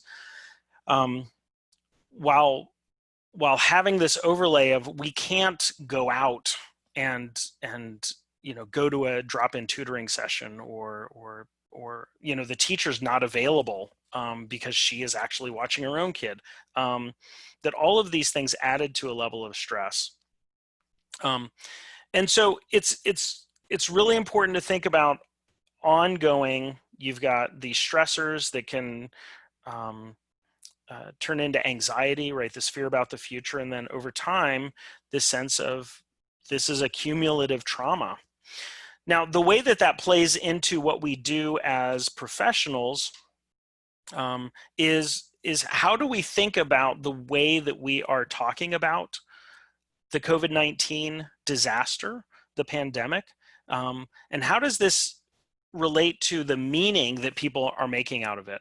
Now, earlier I mentioned post-traumatic growth, which is this idea that we can grow from traumatic experiences, and that's absolutely true, and that's absolutely part of perception. But there's also ways in which we talk about and respond to the pandemic that, especially for our kids, informs the way they understand what's going on. So I just want to talk through this briefly. This is from Joshua Miller, who is a professor at the Smith School of Social Work. And so, here we have the actual disaster impact, right? What's the social ecology of the disaster, the environment, the politics, social inequities, resources, infrastructure, social networks, and capital, right? What's actually going on with that? And that plays into the, this idea of, sorry, I'm trying to move around my little tools here. The perceptions and the meanings of the disaster, right? So what are the social and cultural factors that play into it? How is the media constructing and informing the public discourse about the impact and meaning of the disaster? Robin made an important contribution to this discourse when she said something that probably was, I don't want to say a throwaway line, but wasn't your main point in your 20-minute interview, but that ended up being an idea that really encapsulated people's concerns or fears about what the response to youth and COVID means. And so that added to this public discourse. Imagine what it's like for kids. And Robin, this is not a critique of you. This is just to help me make this point. What does it mean for kids who see their parents talking about, oh yeah, well, sending our kids back to school is like playing Russian roulette. Russian roulette is a game where there's one bullet in a gun, you flip it around and you might die, right? What does that mean? How do they perceive the disaster? What does that mean for their understanding of who are the adults in the room? And certainly as adults, we have pointed to our lack of leadership and saying there are no adults in the room. In fact, I think Obama might have even said that in his graduation speech. When we think about actual disaster response interventions, who's providing services, what's offered, and who gets them? And then what are the cultural interpretations and the public discourse about the effectiveness and fairness of intervention? I just want to note that this article was published in 2018, which means it was written in 2017. And these ideas that Josh and his co-author wrote about, I think are spot on with our experience of COVID-19. After the first kind of month of people not knowing what was happening and sort of data collection, we quickly realized that there was disproportional infection and deaths amongst Black and brown folks, that we started to have the discourse about the way that the social infrastructure had failed for centuries, but definitely recently. The folks that we consider to be that serve as our essential workers. And I consider school folks essential workers. And what does it mean to be a school social worker? Or sorry, what does it mean to be a social worker in a hospital and you are not provided PPE? What does that say about the value of social workers in that environment when doctors and nurses are provided PPE? What does it mean when you have the folks who are talking about the need to start schools again, but would never ever hang out in a building with 200 other people, some of whom didn't have their masks on for hours at a time? What does that mean in terms of what we see as who's valued and who's not? So the way that all of this plays into our personal and professional is, well, one of the ways that I like to think about is this idea of shared trauma. So we've talked about trauma in general, historical trauma, mass trauma, and now I'm talking about shared trauma. And shared trauma is when the professional and the person that is supposed to be getting the professional services share the same trauma at the same time. So September 11th is a classic shared trauma experience. I talked to Carol Tassone for the podcast a couple of times about this topic. And the example she gave I thought was so poignant. She was in her therapy office in Manhattan when she and her client heard, I can't remember if it was the first or the second plane, go overhead. And they were like, what is going on? And they were there together for the plane hitting the Twin Towers. They shared a traumatic experience at the same time. It's not that they had both been involved in disaster experiences it's the same thing. And after the terrorist attacks of September 11th, 2001, research found that 25% of social workers sampled in New York City reported suffering symptoms consistent with PTSD or other stress-related conditions. Now, what this means is that, people come to social workers, or in school settings, kids are referred to social workers because the kids are having a hard time. And if the social workers are also having a hard time because of that same shared experience, it means something different in terms of what folks are able to do and what folks are prepared to do. Now, when social workers are facing their own trauma, their loved one's trauma and client trauma, quote, the scope of the unbearable keeps getting larger. And for a disaster situation like COVID-19, we absolutely see that there are blurred boundaries, there's loss of professional space, and there's a change in function. And specifically what I mean is that you might have very clear boundaries in terms of the hours that you work. You might have very clear boundaries about what you are willing to talk about in person and what you're willing to talk about over the phone or over webcam. You might have clear boundaries about whether or not you'll text with students or parents. And these boundaries, by necessity, have gotten blurred because you've had to respond in a new way. There's the loss of professional space.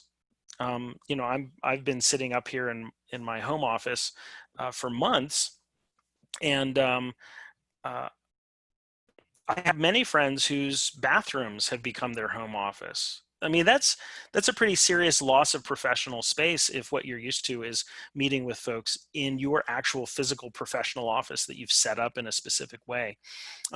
There's also a change in functions, and all of these things. And these are where you are experts, your daily functions, where you do your work, and how you think about the boundary between what's going on for you personally and what's going on for you professionally have all been sort of smushed together. Now, when providers, this is what the research says around shared trauma, when providers acknowledge their shared experiences, client outcomes are better, and providers experience greater post-traumatic growth and vicarious resilience. And vicarious resilience is this idea that you as a provider actually, your sense of resilience improves by seeing improvement in your client. And so this is a really important thing, because there is a question about to what extent do I talk about my own challenges during COVID-19 as a professional with parents or even with students.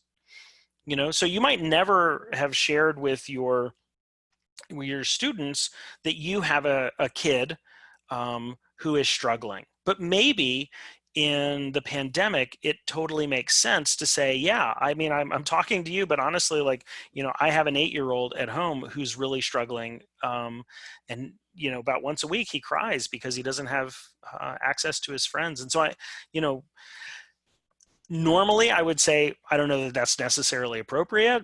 That disclosure wouldn't necessarily help your student achieve their goals, but in a shared trauma situation, in this mass trauma, in this disaster, that's actually something that's been shown to be effective in improving client outcomes and also helping you as a provider. Now, I'm briefly going to talk about schools and suicide prevention because that's just what I do. And the way that this all connects is that I think one of the biggest challenges for school social workers these days is that if you've had suicide prevention programming in your schools, it's probably been in person. There might have been a video and there might have been some debriefing in person. If your school doesn't open, how do you do that? I've been involved with Sandy Hook Promise, the National Suicide Prevention Lifeline, and a couple other organizations talking about how do we do remote suicide prevention work. And I can tell you that nobody knows. Nobody has a really good plan for this. But this graph that's on there are the sort of the basic tenets of suicide prevention. You've got prevention, assessment, intervention, and postvention. And postvention is responding after a student death.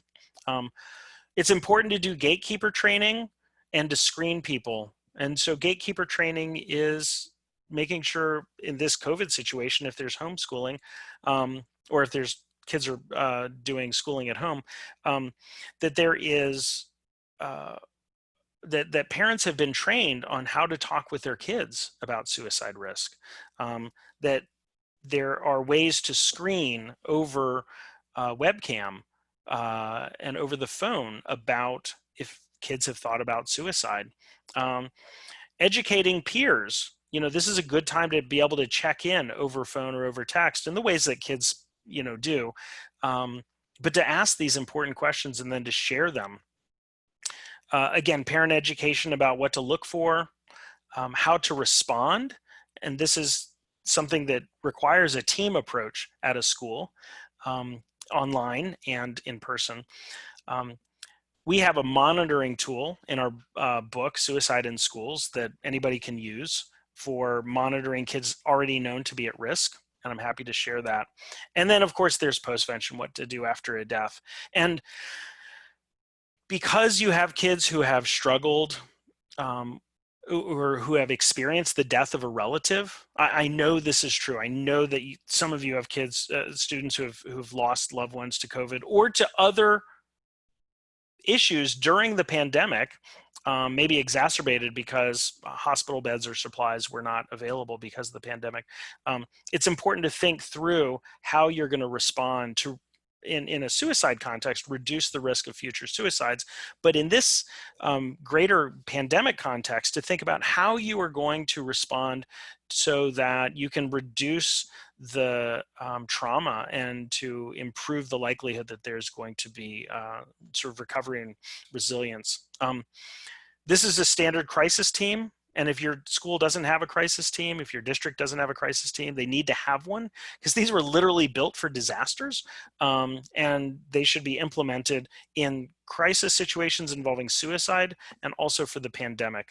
And then finally, I think it's really important for school social workers in this situation to talk to parents, to think about one of your main jobs is to support parents, not just students.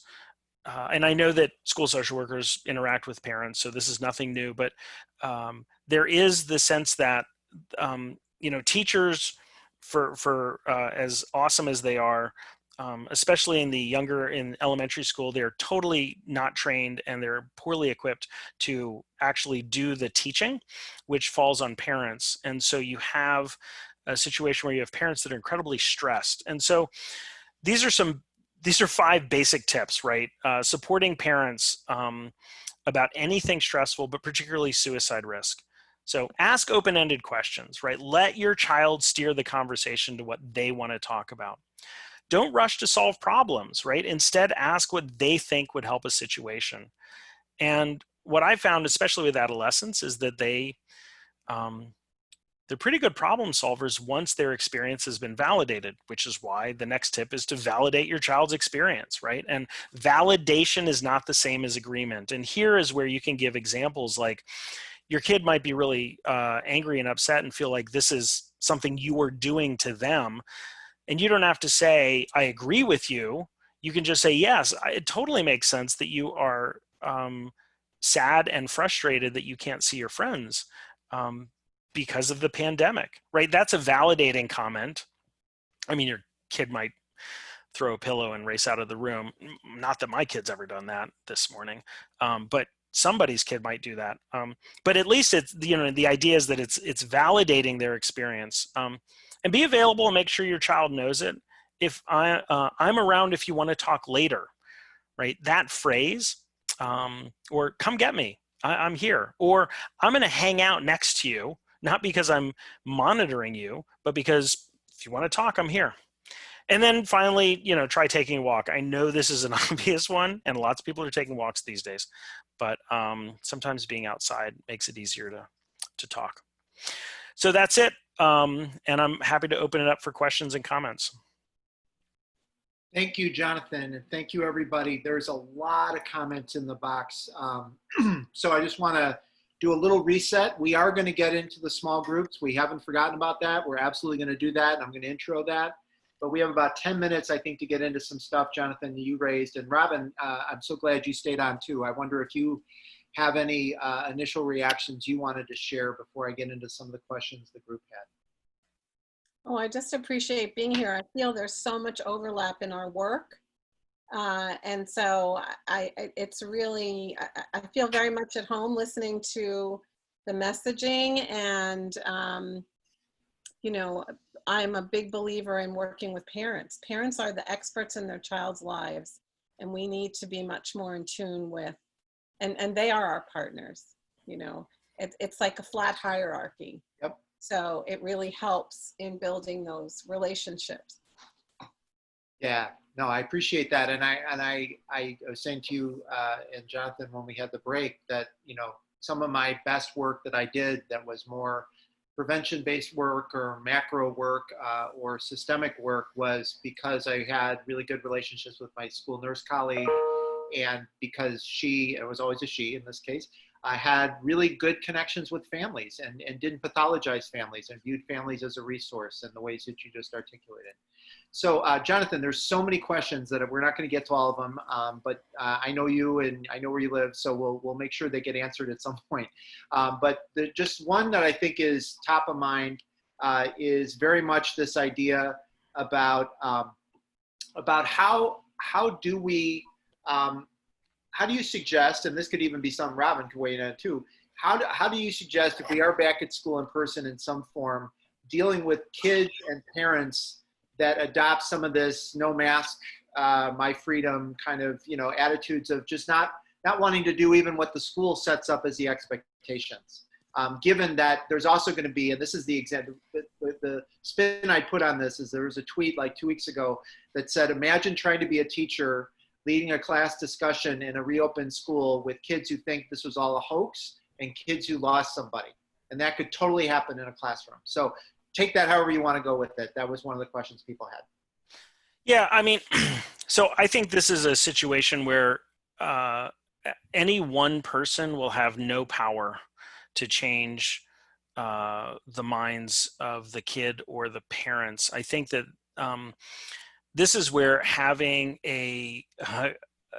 really a team effort to address the source of this belief that it's a hoax, or to address this social norm that it is okay not to, right? There's the difference between peer pressure and peer permission, right? And so we now have peer permission to walk around with face masks. I mean, I literally walk around with a face mask in my pocket these days. if you have a kid that says, no way, I'm not going to wear a face mask, you know, as a school, there's the level of what is the consequence, right? What do they, sort of, it's a, I don't want to go zero tolerance because I don't believe in zero tolerance policies, but, you know, from a school standpoint, what is the rule? What is the classroom? And then Right. who in the community is making it okay for families and kids to believe this? Now, I understand we could say it's not just like local community, it's national community. Right. But this is where reaching out to clergy, reaching out to coaches, reaching out to local officials and educating them about what's happening in schools and saying, yeah, look, we support the schools and we support the reason why they want kids to wear masks in schools, right? Because as the teacher, you can only enforce what's happening with the school rules. And if the parents decide to pull the kid, like that's their choice. Right. But that would be my recommendation, which is to really think systemically about a response and not like, here are the magic words that I'm able to say to a parent to change their mind. So just off of that, and just to bring it back to what we're about to do in about 10 minutes, when the groups start to form and this afternoon start to really make their plan about reopening, whatever that means, if they are going to be back in person in some form, that seems like a really good opportunity at a tier 1, kind of to have like, you know, I read about somebody's created a social story about wearing masks to make that a priority. And you're right, it's at the norms level. It's not something you just have to have the answers to. Right. The other critical issue that came up multiple times is this real factor that we all know, and some of us may be living it ourselves or the people we love that we're near, this profound anxiety that you got at in some ways, this kind of low level thing that really is for all of us now, lurking or flares up at various points. Kids who are coming back with that and or just actual anxiety disorders they had before all this started. What thoughts do you have from the chat about how we help the kids with that? I mean, I think one of the things that's really important is that we use all of the skills that we've already developed around mindfulness, about space and time, about honoring and acknowledging the experience. And that's where my comment about self-disclosure really comes in, because I think that one of the things that can be really helpful is not just the school social workers or the school nurses, but the teachers, everybody acknowledging what's happening, not to process what's going on, but to say, hey, I can't believe that it's, you know, week 2, we're still in class. I love seeing all of you. This is amazing. And honestly, like, I'm also a little bit nervous about what's going to happen next week. Anybody else? Right? Just sort of start opening that conversation and having kids be like, yeah. And as some kids are like, oh no, I'm not. Like, that's fine. You don't want to push it. Right. But, and then using the mindfulness, using meditation, all of those skills, I think, are really important to implement like daily and, you know, on a regular basis. So. Yeah. Another thought that kind of to close us out, that I think is very top of mind for people is, and again, I think it's a systemic issue, so maybe I can address it a little bit and get your feedback, both of you, on it, is the parents that are looking for doctor's notes to get out of mask wearing, or the kids who do really have legitimate sensory issues with wearing things that need help to manage that. Thoughts on managing those issues? I mean, again, it could be at a school level issue. If the school district is willing to say everybody wears a mask inside, if the child doesn't do it or the parents refuse to do it, then that becomes an issue with that, right? We also know that, you know, for a variety of reasons, which is just, you know, on an evidence-based level, I just need to call it what it is. It's just insane. Like, the evidence that masks help prevent the spread is very strong at this point. Nothing in science is ever finished, but there's a lot of strong evidence for it. So thoughts from both of you just on that kind of issue, because I think that's going to be one of the ways that a lot of anxieties manifest as well. So Robin, do you have thoughts on that? Yeah, I have a lot of thoughts on that, because I feel like there's going to be issues around if it's not mandatory, but there are kids who really want to because they're worried about their own health from whatever messages they're getting, then I think they're going to feel stressed if they get pushback from their peers. So I think there's a bullying issue there. I Right. also think there's going to be, and I'm just going to say it, that teachers are going to be very concerned about their own health and well-being. And just like any hygiene issue in school, which can be an enormous thing, this is going to become a hygiene issue. I also believe that there's going to be a lot of parents who are going to be insisting and demanding on 504 plans, on special accommodations for their kids for whatever variety of reasons. And I have yet to see a true list of medical excuses to not wear facial coverings. Right. They are not putting them out there yet. And so there's going to be a lot of copycat ADA things happening. And, it's just another level of, whether it's not, don't tell me what to do, it's my Second Amendment right, this is my Right. kid, to this is a hoax, you're buying into a hoax. So we're going to have to be very mindful of our own biases about who's wearing a mask and who's not wearing a mask and what that means. And if we're concerned about our own health and safety, I think it's very fair for a teacher to ask for PPE if they are compromised in any way, if there's kids in their rooms that are refusing to comply. Right. So I feel like we're about to enter a very contentious time. Yes. And the only way around not having that is if there's complete social buy-in from the community, that we're doing this as to keep everyone well. That hasn't worked yet because we haven't had it from a national standpoint, but Right. from a local standpoint, I think we could have it. Mm-hmm. I agree.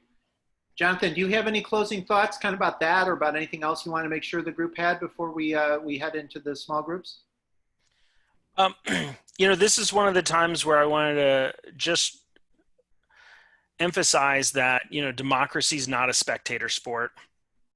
And I know that schools are not necessarily democracies, but I think that the work that Robin, you've talked about, the work that we're going to be doing over the next couple of days, or that the folks in this that are doing over the next couple of days, this is literally the stuff that can change, that can answer these questions, right? You coming to your school and saying, look, here's a plan. We've thought through this. This is how it could work. You have buy-in from your staff. This is what we want to do. You're the administrator, so you have to sign off, but we've done the heavy lifting for you and we've really thought through this. Like, that is how that works. Sitting back and waiting for somebody else to come up with it doesn't work.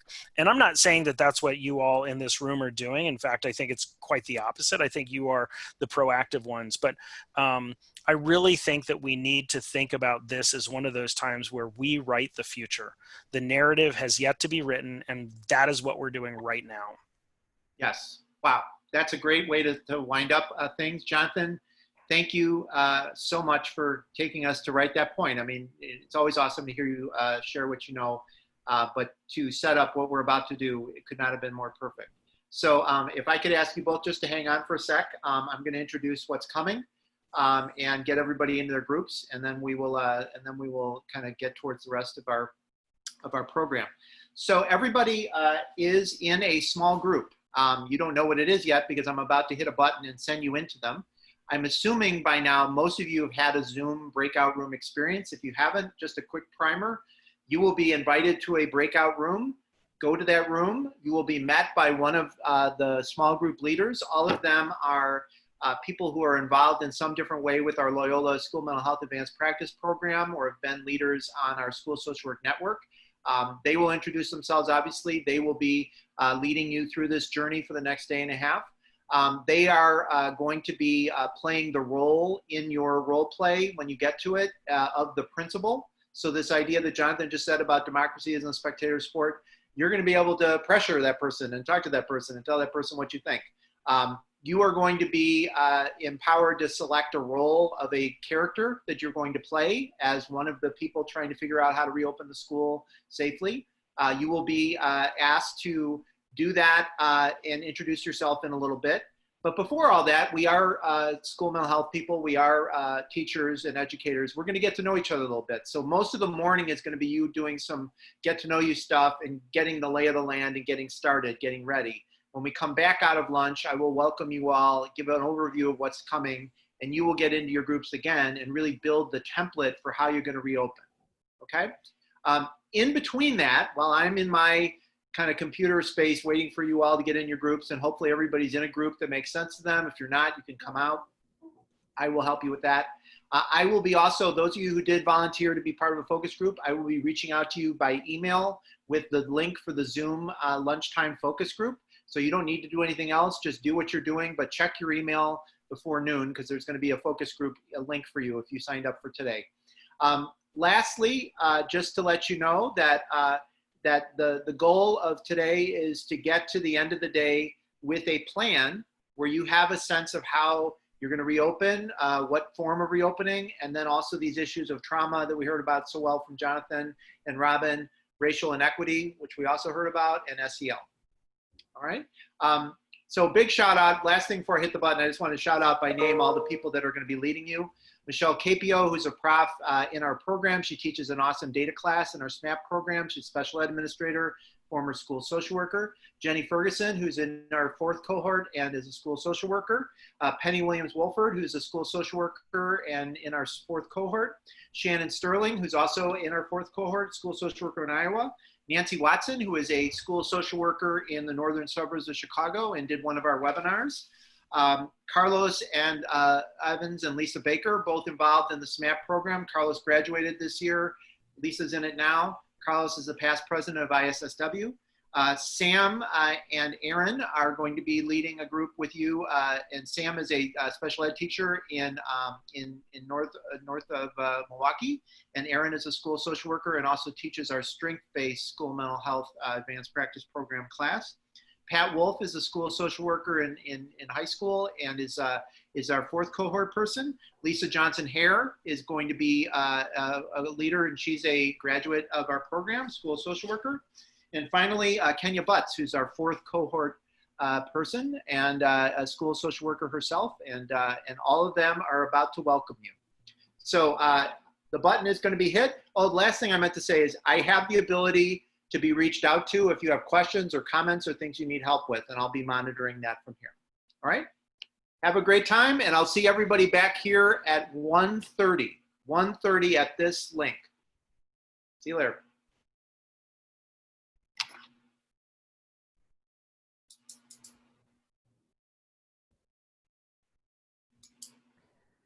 I'll make it Right. off. So I just want to make sure I will see you back today at 5:30 my time. Yeah, 5:30, and I will get a link to you A of special what. link. Yeah, so it'll be Okay, different great. than this one. Okay, great. All right. Thank you. Thank Talk you, to Robin. later. Thanks for being with us. Bye. All right. Hey, Kenya, I know you said you had some internet stuff. Are you all right? Oops, you can't talk. I need to unmute you.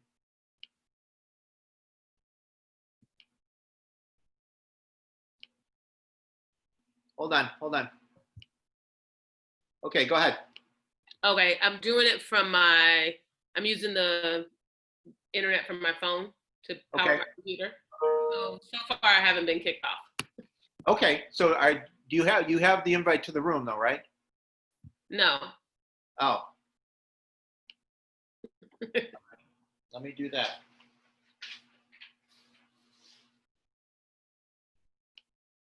Okay, there you go. Okay.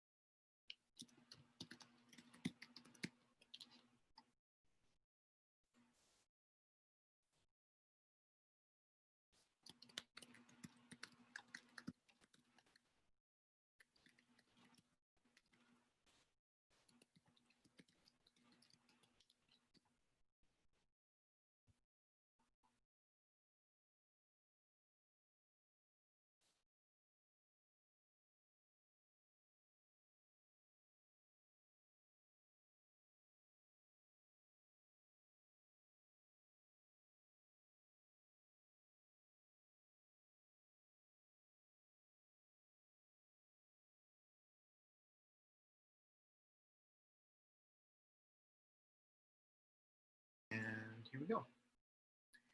All right, so hello everybody, welcome back. We are going to get right back into things and all the cool stuff that we were starting with last before lunch. I want to take us into a few items I want to show you on the various folders we've put together on the Google Drive. So I'm going to do that.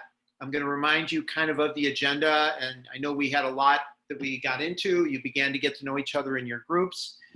We're going to definitely revisit a lot of the stuff that Dr. Singer and Robin Cogan gave us.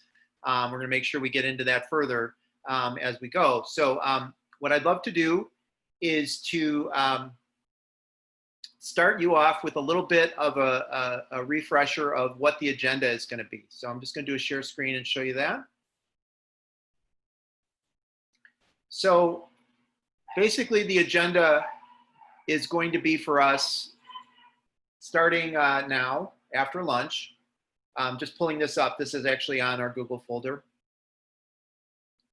We are going to, I'm going to talk for a bit about kind of showing you a little bit more about what we mean by the scenarios, introducing you to that a little bit, giving you a chance to ask any questions before we get into the small groups. I know your group leaders have been trained in kind of what we're asking them to do, and I'll show you the template that you all are going to complete before we end at 4 and come back in and report out in a big group. So that's going to be right now. The second thing is we will get into those small groups. A lot of you came to the focus group or came out of your group, so I'm going to have to reassign you. So that may take a little time as I'm winding up here, but we will do that. We'll get that all set. As I said, we'll come back out at 4 o'clock and we will have a chance to report out. I'll ask the group leaders to share 1 or 2 things that they heard or discussed in their groups, and we will then be done for the day. We will then reconvene next tomorrow at 8:30. I will take us through a bunch of resources and ideas that I've collected over the last, well, really last few years, but especially since the murders of George Floyd and Breonna Taylor, looking at what it means to be an anti-racist educator, and so specifically in this case, an anti-racist school clinician. I will introduce those ideas to you for you all to think about just for your own practice, but also to then take into your small groups and think about the plans you're making right now, and to think about, given what I'm going to share with you tomorrow, or maybe what you already know about race and equity work and anti-racist work, how well do you feel like your group has built that into your plan? Because that, again, is something that I think, as Dr. Singer was raising, and really Ms. Cogan was as well, both of them were raising, I think, how differential this pandemic is impacting communities of color and lower income families. And that is something we have to factor in even before we start looking at issues like police and schools and other things related to Black Lives Matter. Okay, we will take a break. We will have the ability then to get back into our groups. At that point, the group leaders will have already had this, but you will get more fully into the ideas of looking at your plans as you're going to give them and work out and give us to look at overnight. What's happened to your plans? How did it go? What was the result? And we're going to give you some kind of date in the future of the school year, depending on the plan. It might be right away. It might be October. It might be later in the year. But everybody's plan is going to be a little different. Everybody's kind of outcomes are going to be a little different. And then you're going to get in your groups before lunch and really kind of problem solve about, okay, not only are we going to think about what our plan looks like in terms of racial equity and anti-racist work, but what does it mean now that specific things have happened in our context? Lunch will be on your own. No focus groups, no nothing. Just come back at 1:15. We will get back and I will prepare you for the final small group. In the small group number 5, we will reflect on this process we're in right now, what you've learned and what things you're going to bring back to your schools. This is where I want to kind of jump back to something that I mentioned earlier in the days, where I do want everybody, especially if you have some extra time today, to feel free to share and teach a little bit of interventions and resources that you really love that you've been using. And especially those resources that you've kind of leaned on or really developed further in this pandemic time. And we have on the actual Google folder, I'll just show it to you right now, bounce around a little bit.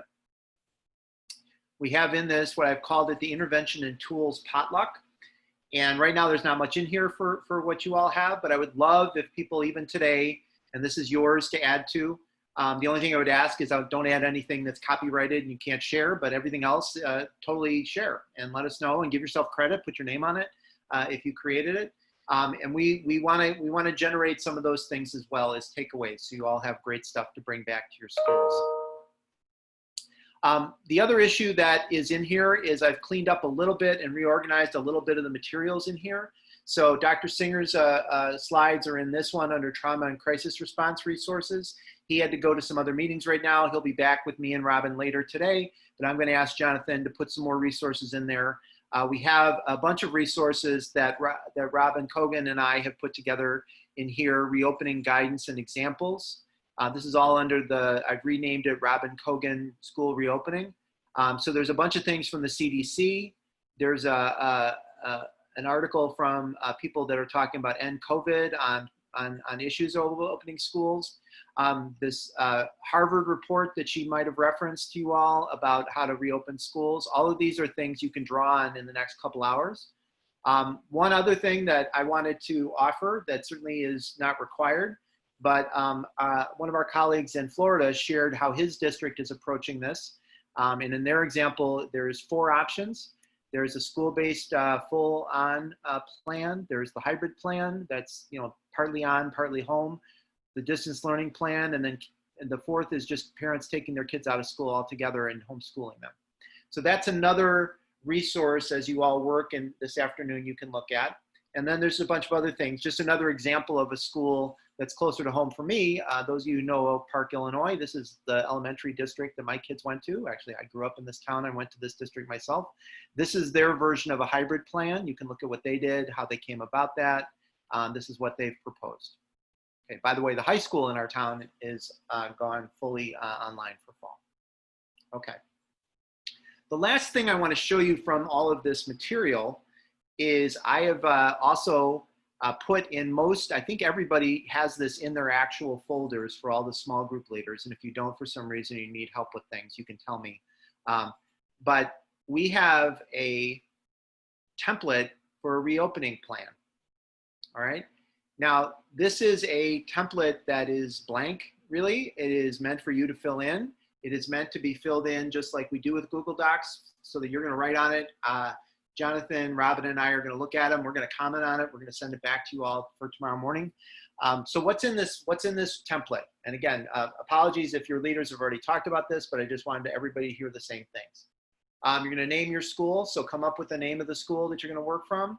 You're going to have your small group leaders be the principal and maybe assistant principal if you got 2 of them. You're going to list all your team members to give you all credit. You will then select one of these options, one of these 3 options. You're going to explain briefly, again, you're not the public health, sanitation, ventilation experts here, but you're going to explain briefly why you made that decision and what you're basing it on. And then, and this is what I think is in our wheelhouse and what we all will have lots to say about, probably have started saying these things, what are the interventions that you're going to put in place so that some of the things that Jonathan and Robin talked about can be addressed if we are back at school. And even if we're not back at school physically, how are we going to address what we know are some very important material and mental health needs of our young people? So these are the 3 lenses I want you to bring to it: the trauma-informed approach, and a social-emotional learning approach, and a racial equity approach. And I want you to put down in this, and again, this is just a template, so you can build this out. This can be multiple pages, as much as you want to write. What you're going to have at Tier 1 for trauma, Tier 2, Tier 3. I know that each of the small group leaders may have already put some things in place in terms of the school example, and that's fine. You can decide to add to those things. You can say, well, what we already have is fine. We just need to do it once kids are back. Whatever that is, that's going to be up to you. And then any other additional considerations or info you want to share. This is going to be the bulk of the time you spend starting at 2 o'clock. This is what you're going to really drill into. I need everybody to have it done by 4, so that's the other thing. I mean, you can certainly circle back and revise it tomorrow, but I want to have the opening plan that you are going to do and propose. All right, questions on any of that before I go into showing you a few more things on the Google Drive? All right, are we good? So I've mentioned a few times a school that you're going to work from. So what do I mean by that? Everybody is going to work from the same basic school description to start. I expect that these will go in different directions. That's fine. We have 9 groups. We're going to have many different versions of each of these. That's totally fine. Under your school, which again is under each of the grade level, you're going to find something called Elementary School at a Glance that gives the overview of this school. This is publicly available data, by the way. This is from the Illinois School Report Card. Those of you from out of state, this is our version of how we tell information about schools. So I blocked out the name of the school, not because I'm embarrassed about it or want to hide it, but I just wanted you to name the school and come up with your own idea. They're all Illinois schools. They're all different in terms of socioeconomics, in terms of other factors. So you may have already had a chance to look at this before lunch. If not, you're going to look at it now and look at kind of some of these issues within the school itself and what things you think are important to focus on. There's an equivalent of this for high school and for middle school as well. Okay. The last thing that I know that all the small group leaders worked hard on, and we're going to do some cool stuff with, is this idea of the roles you're going to play. So everybody, I know, had thought about that, and you probably, hopefully done those intros already. If not, do that when you get into your small groups in a minute. These are the different roles that you could play. Certainly, you're not going to get everybody on this list given the size of your groups, but you may feel free to refer over the next couple hours to what would the other people on this list say? What would be their perspective? What would they want? Those are all fair things to get into. Okay. Questions on any of that? Are we doing all right? Okay.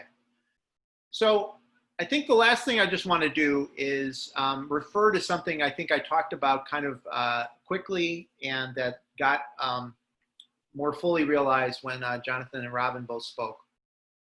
This is hot off the internet presses, the PDF presses. It literally got delivered to me last night.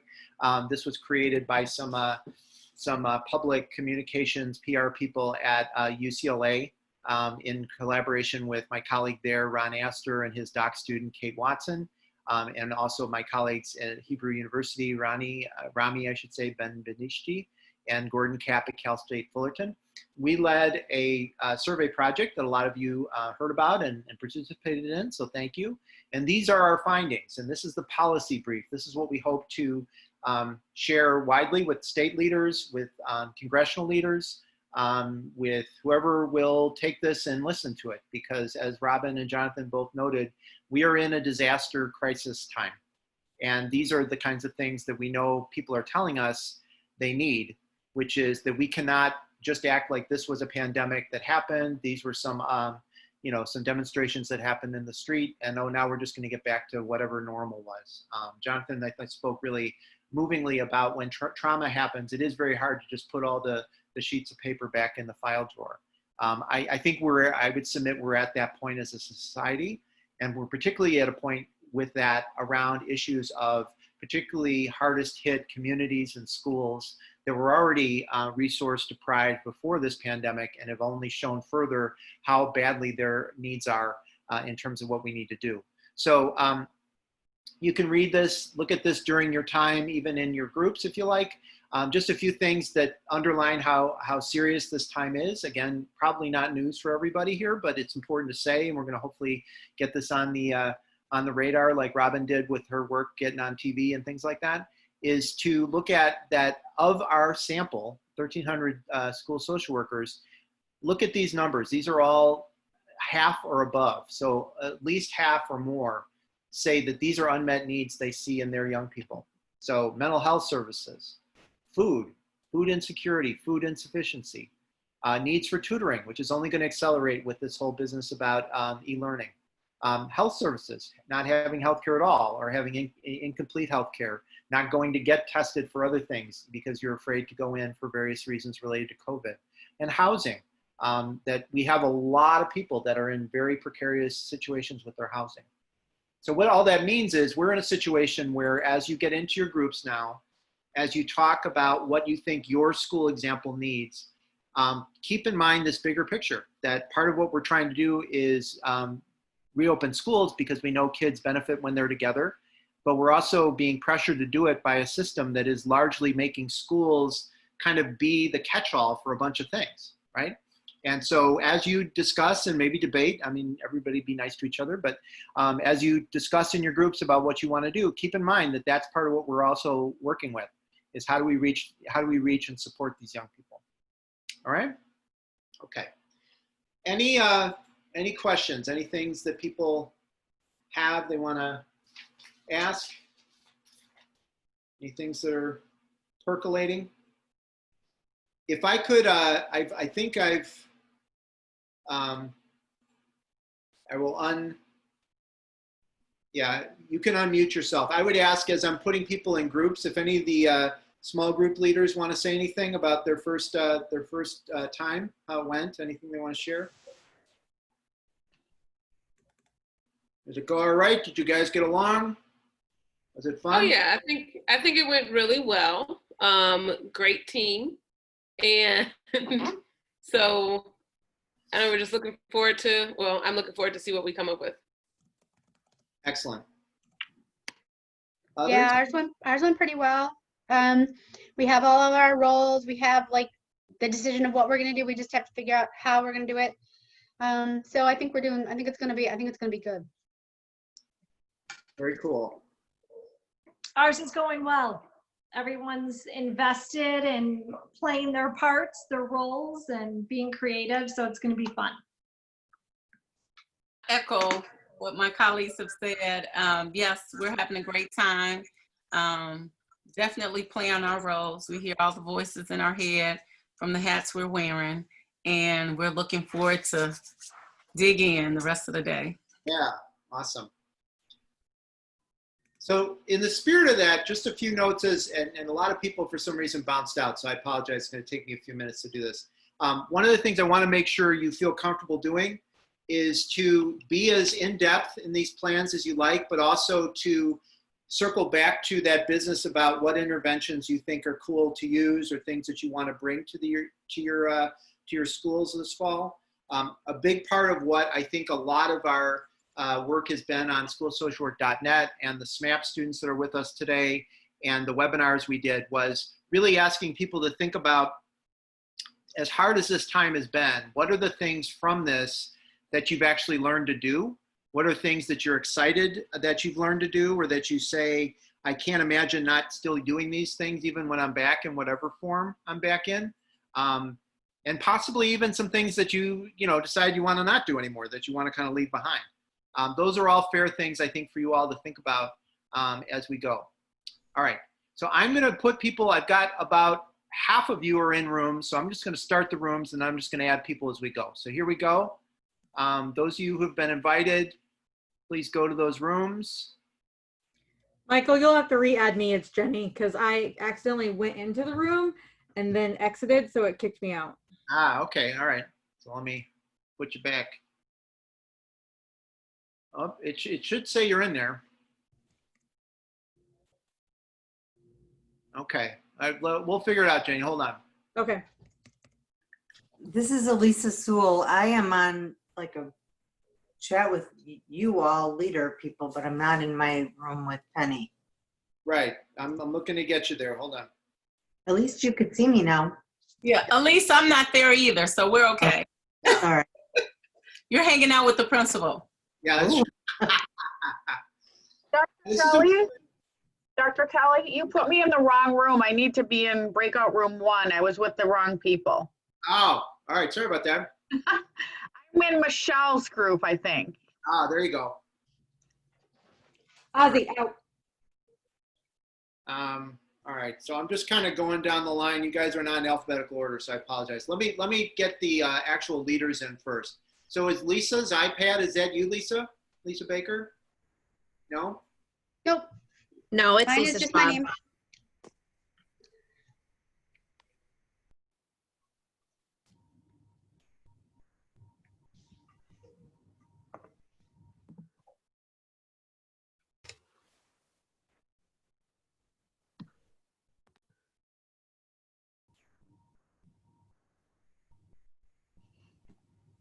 I feel like he just put himself in a group.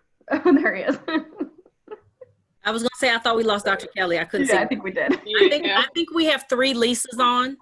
Yeah, it's the Lisa dilemma. So here's the weird thing, like the rooms are acting like they're sort of open and sort of not. So I'm gonna close all the rooms. I'm just gonna have to reassign everybody because it's not working. Hold on. Okay.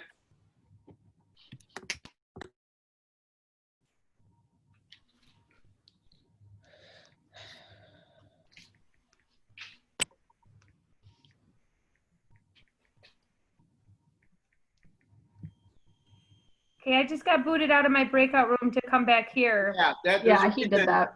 Yeah, I had to do it because the rooms were not letting me put new people in. So I'm just taking everybody out and going to put you back in. Okay.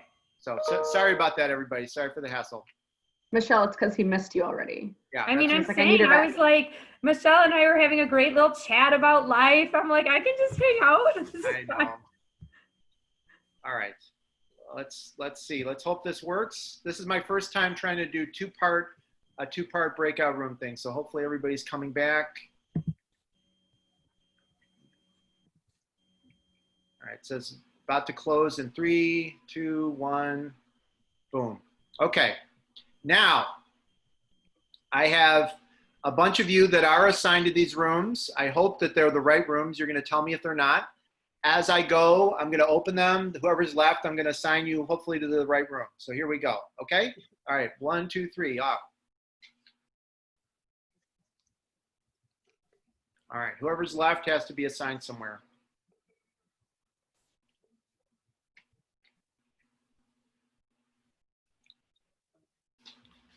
Sorry, I'm not following.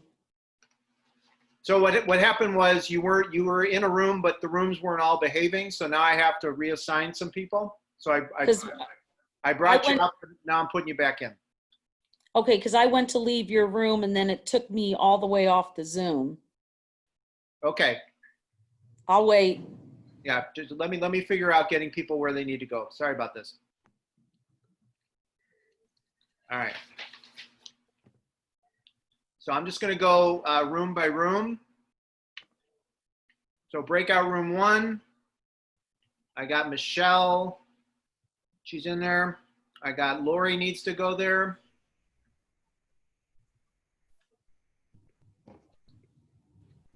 Sorry, guys. Thanks for your patience on this. Hold on. Emily. Rosary, and Kelly Anderson, if she's here. I know she was having a little trouble getting into things. All right, so that's first one. Number 2 is Penny's group. See what these guys got. She's actually looking okay in terms of having people in there. I got to put Megan in there. There we go. All right, now we're on to Shannon's group. All right, Shannon's got a whole lot of nobody in there, including Shannon herself. Yep. That's a problem. Principal's got to be there. School can't work without the principal. All right, so there's Shannon. We got Carly needs to be there. Not seeing Carly right yet. Let's see, Sarah Groff. Carly, and assign you there. Here we go. Steve Whitmore. There he is. 3. And Jody Christoph, you're there already. And Sarah Dowling needs to be there as well. All right. Okay, good. We got 3. That's good. We're on to 4 now. All right, group 4 is Nancy. Rivka's there. Peter's there. We now need Clara.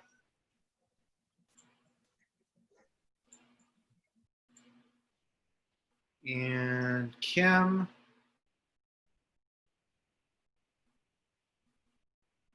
Okay. Let's see. Hopefully Kimberly is Kim. And that's it. Okay. We're at 5. We're getting there. Carlos, the mighty Carlos group. We have only Eileen is needing to go there?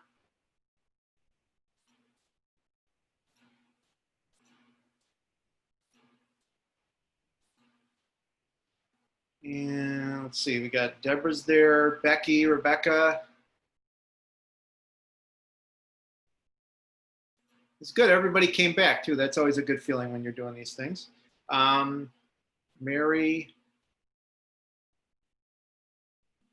Condon.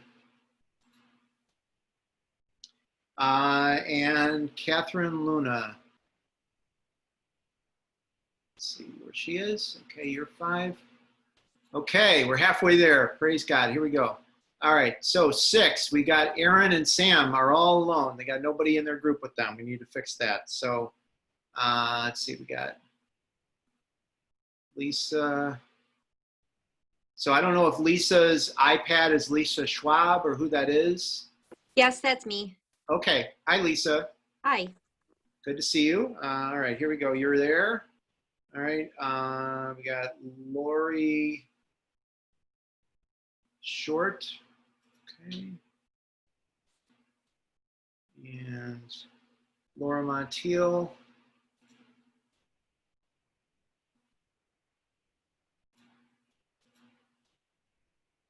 And then FISA. Okay, so we're already to 6. So now we're at 7. All right, rock on. That's the Mr. Wolf. Okay. And let's see. There we go. And I think everybody else is there for you, man. They've missed you. Okay. All right, breakout room number 8. We have, I think we got everybody there except for Ray. Okay, he needs to be in room number 8.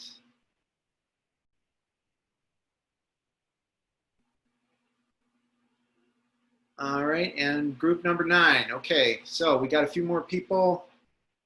And some of you guys I assigned in the moment. So if you could, you can unmute yourself. You can tell me where I put you, because all of you guys I put you in immediately. So Michelle, tell me where you were in high school. Do you know which group you were in again? Kenya Bus. Group Same what? with Tessa. Kenya Bus. I don't know what number it is. That's okay, group 9. All And right. then Kenya, it was me, Michelle, Son, need to, all 3 of us need to go there. To Kenya's group? Yeah. Yes. All right. Thank you. No Thank problem. Sorry about this, guys. All right. I And was in Pat's group. Catherine Zummer was in Pat's group, and so was Marissa. I was in Pat's too. you were in Catherine, you were in Pat's? Yep, Mary Kate and Marissa were also there too. All right. Okay. I think I'm getting close. Lisa needs to be in her group with her actual group. All right, hold on. Sarah, what group were you in again, Sarah Groff? I was in group 3 with Shannon. All right, yeah, thank you. Sorry about that. Thank you very much. Aaron Hamilton, where did I add you? Remind me. I think I was in group 8 with Lisa. Was that group 8? All right, let's do that. And then we got one more person. Mirza? Yeah, Michael, this is Linda. I was with Nancy Watson's group. Okay. Thank you for your patience. Sorry about this. No problem. Thank you. Dr. Kelly, I need to switch rooms. Okay, hold on. Okay. All right, who's saying switch rooms? I missed you. Marissa Kinney, I was in Pat's room, group 7, I think.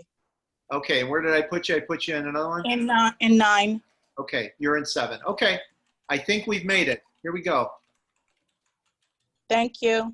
All right, God bless. Here we go.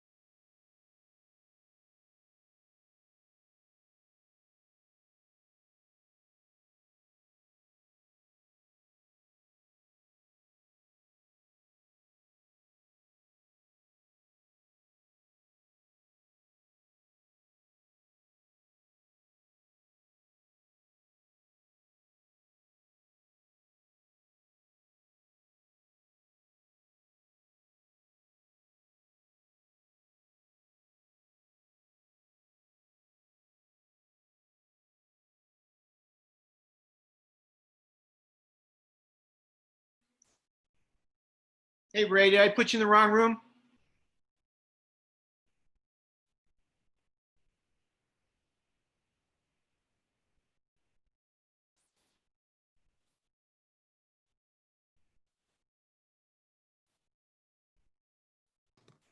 Sorry, I'm on mute. Sorry. Did I put you in the wrong room, man? Yeah, I need to go to Pat's. Go to group 7. Okay. Sorry about that. No problem. Thanks. Oh, thanks for being here. All right. Hold on. I'll get it done right now. All right. All righty.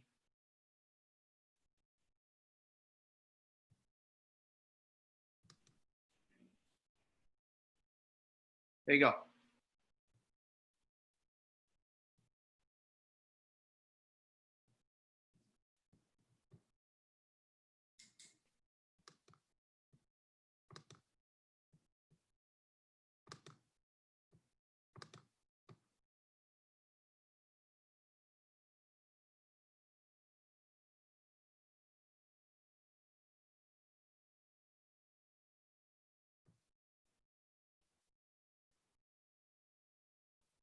I'm still in the main room, Mike.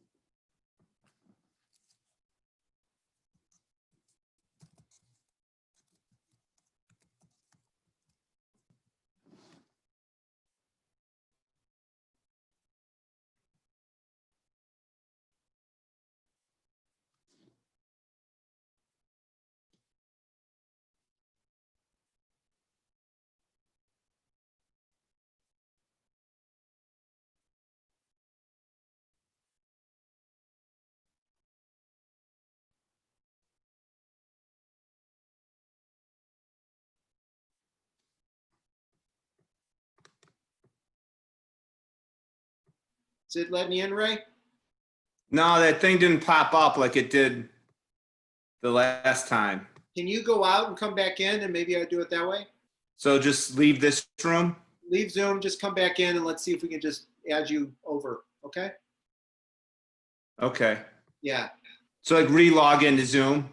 So welcome back, everybody.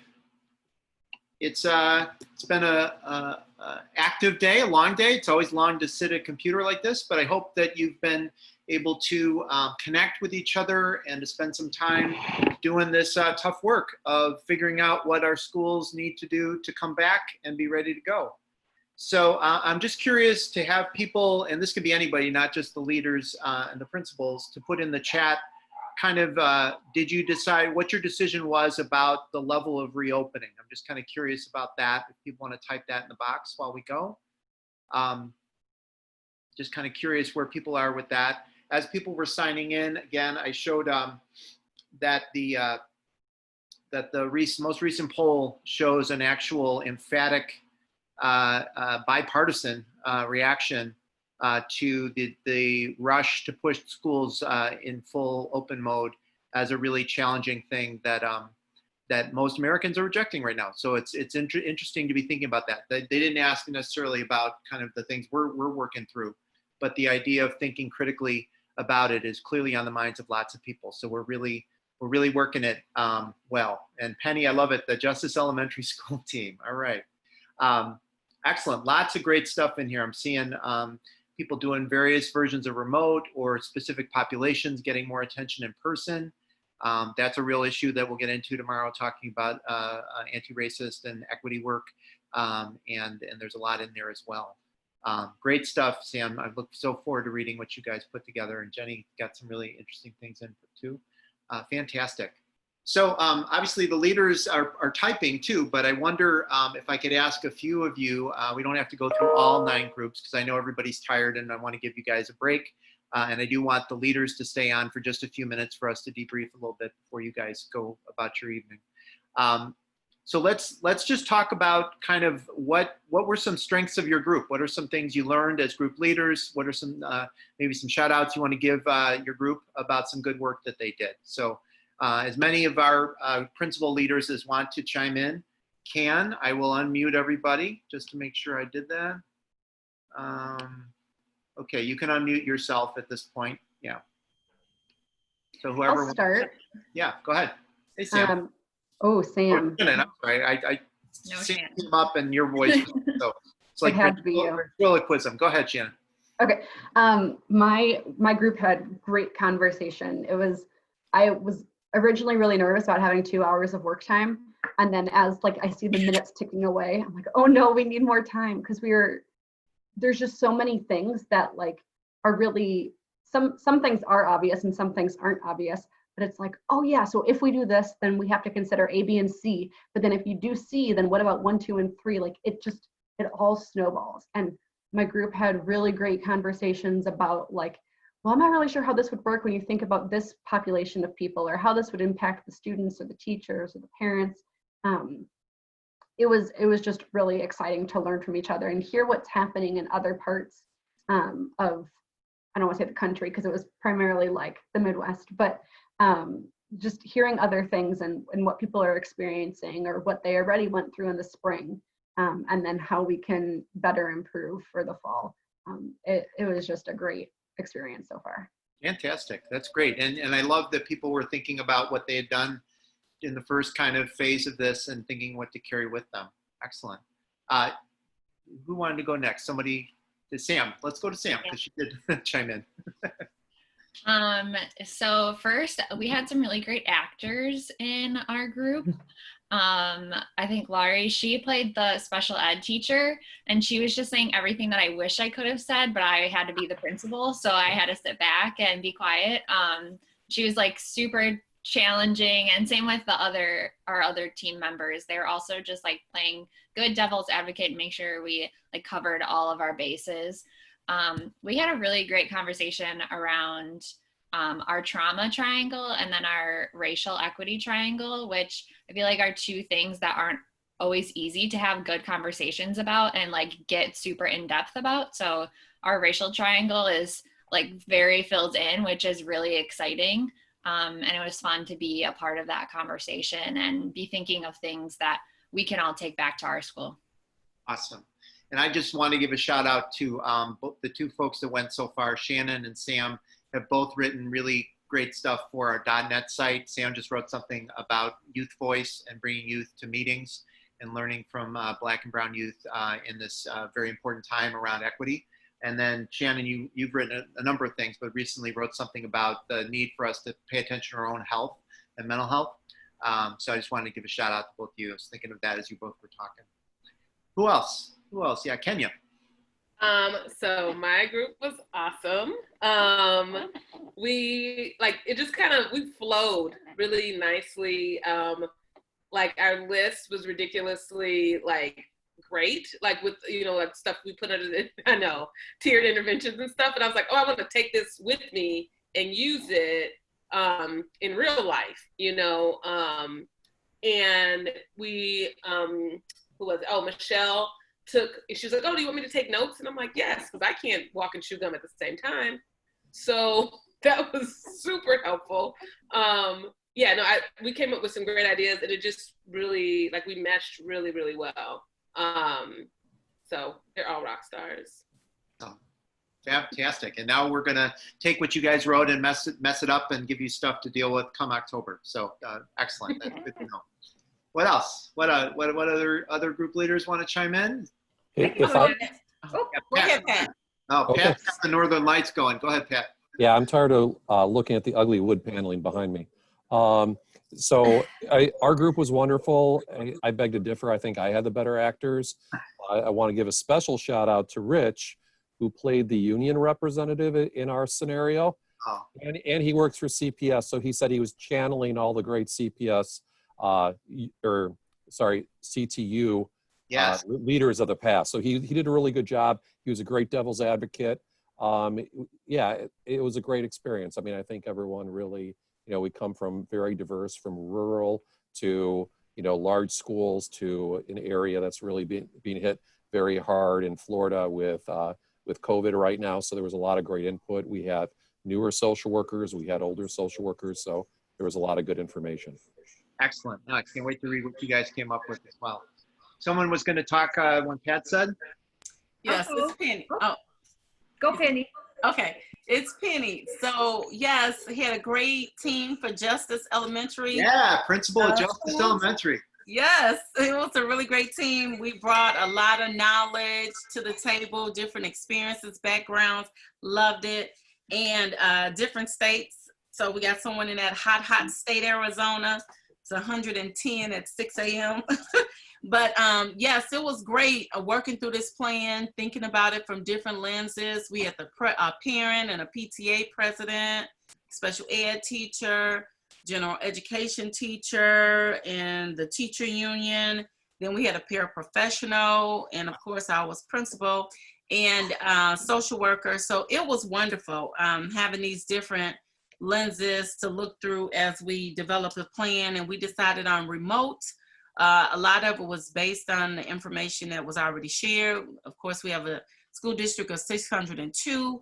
Based on even what the White House number 45 is saying, we're only going to lose about 0.02 people would die. That's 12 of our students. We're not willing to even risk 12 of our students in our community. How could we support them as mental health specialists? We don't even know. We're not even trying to take the chance of that, as well as that awesome new research that Professor Kelly and the team is just released. We used a lot of that information in terms of why we do not feel that we should return right now, because of course we need that to create that rapid response team, prioritize the responses, develop 3 evidence-driven national plans, improve, provide additional supports and resources before we feel it's safe to return children and staff to our schools in person. So All that's right. our Wow. story. And I want to go to Dr. William Wilford's school. That sounds really good. And it's very sweet for you to say that about the report, but I do want to say seriously for everybody, part of what I hope that comes out of tomorrow, and it's going to start already with the work you did today, is that we'll be able to take the work that you all did, obviously give you all credit for it and put you all on it, but be able to say, here are some examples of what people who are in the field that are doing the real work think could look like 3 evidence-informed plans. So I can't wait to share those and get those out there with your permission. So thank you for that, Penny. Michelle, Principal Capio. I'm scared to go at, that was so beautifully, we agree with Justice Elementary. We're on the same page, but I would say our group, although we started in a lot of different places, what was so fun about doing this was seeing how we actually collectively came together pretty quickly, which shocked me. I thought it would take us more time, but I think we actually were able to come together even with different perspectives and then get really focused on what the needs would be in terms of all of the different areas. I think one piece that was tricky was those 3 different triangles felt like very interconnected to a lot of us. We'd be like SEL or trauma, or so how can we make it maybe into that one framework that we all feel like is going in that direction? So we bounced between a lot of triangles a lot of the time, but it was really just super exciting to see just a great group of clinicians taking on these different roles, advocating the teacher voice. The parent voice in my group was really strong, but really positive. So we had a great time. Excellent. And I love what you brought out, Michelle. And it wasn't a trick question asking you all to do this, but I think if we're going to really do this for real and build off some of the things that our survey found, it is going to have to integrate all those 3 issues into one really strong 3-tier model, right? That they can't all be working in isolation. So I'm glad that you surfaced that. I'm looking forward to looking at what you guys came up with. Anybody else? Any other leaders want to chime in? I think we got to lots of you. But Nancy's raising her hand. Yeah, okay, go ahead. Yeah. So our school was Flatten the Curve Academy, and we, again, it's so affirming to see all of us come together like this and have this opportunity to practice our skills. But when we were doing the role play, it's so wonderful to see that we have such awareness of the roles already in our school, that people could just pick up on those immediately, right? Like our SEL skills are in place with our self and social awareness of others. And that's so important because it informed how we were going to open our school, and once or not, we did remote.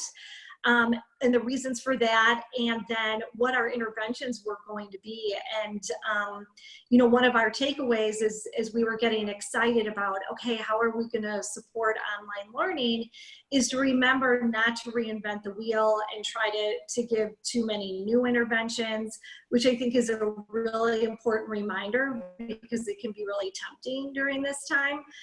So if we started with Second Step, we stayed with Second Step, we were really trying to maintain a lot She cut out. of routines and structures that were in place, while also making sure that we were, you know, addressing the needs at hand so that we could be supporting all stakeholders. And cheers, you know, again, it's hard because they do seem to all come together. So it was great. My team was great. And Nancy, you're breaking up. I don't know if it is for other people. You're breaking up on my end. It's fine, but I got the gist of what you were saying about the way that the collaboration really made you think about not making new things just for the sake of them, and building on things that already exist in the school, and looking at you know, the ways to build in those interventions into each other as well. And I think that's fantastic. We have just a few more small groups. Everybody's chimed in. I have Carlos and Lisa's group, and I have Lisa Johnson-Hare's group. I don't know if you guys wanted to chime in. Yes.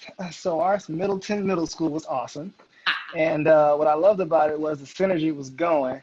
And Lisa was pulling us back and like, hey, that's not actually on here. Let's focus on here. And nobody took offense to that. So that was awesome. She had to reel us in a little bit, but it was some great ideas shared. My team had a lot of exposure to equity work already. And the desire for it. So that was very helpful to work with. And I think we just worked really well together. So I was very proud to be a part of it. And I can't wait till we continue tomorrow. Yeah, lots to do tomorrow. Lisa, do you want to take us home? Lisa Johnson here. Surely. I was typing for my life. Okay, so it's all in there. We have a lot of contingency and backup questions. So you will see in the later. Okay. So we had a lot of strong actors in the group.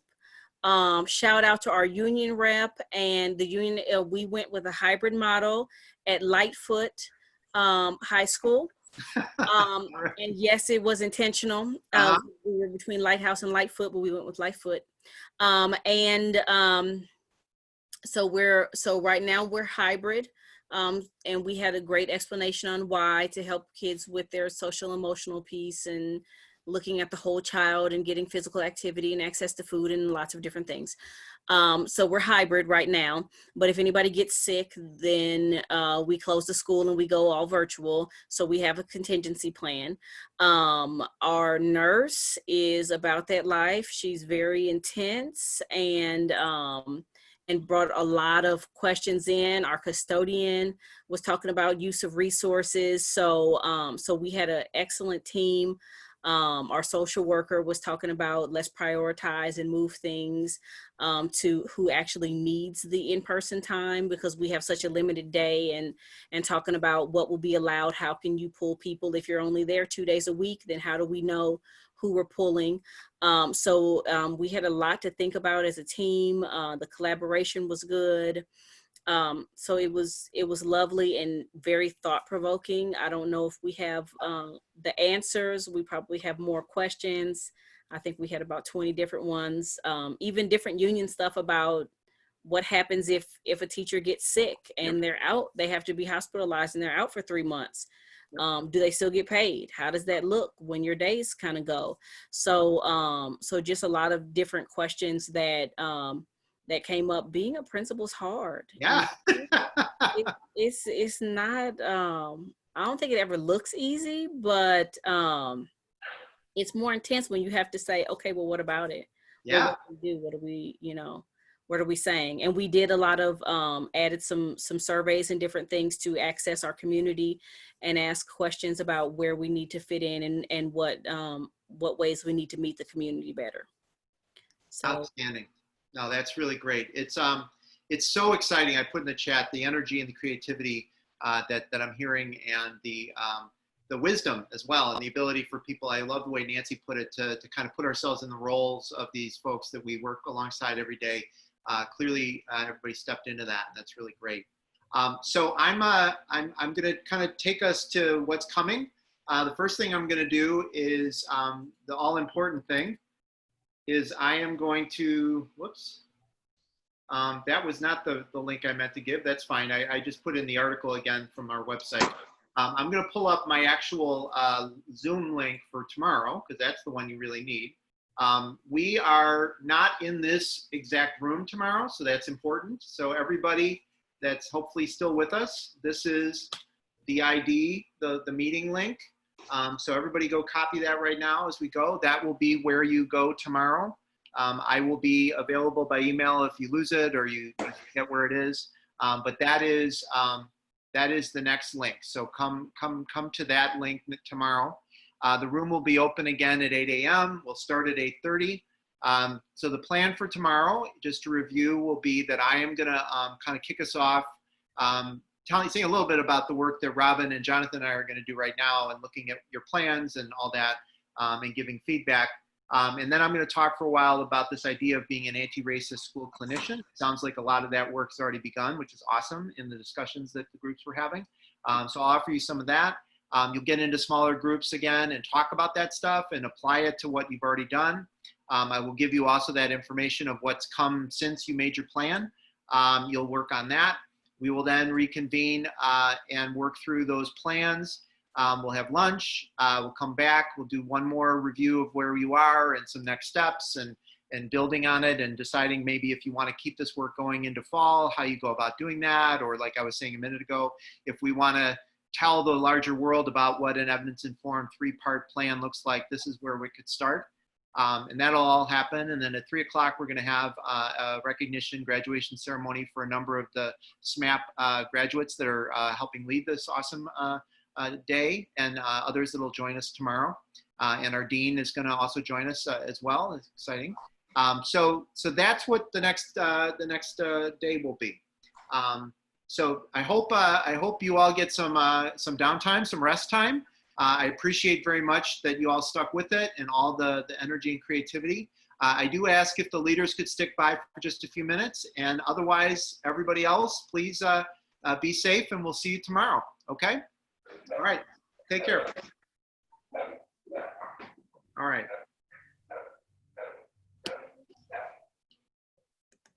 Okay. All right. So, hi everybody. Sounds like it went all right. Yeah. So again, I so appreciate the efforts you all put in. I appreciate even what I was just hearing, and I can't wait to read this stuff. You all put it just in the Google folder where it is, right? I can just go get it there and start working on it. So, okay. It's under my name. Yeah, it's under your name. So I'll poke around and find it.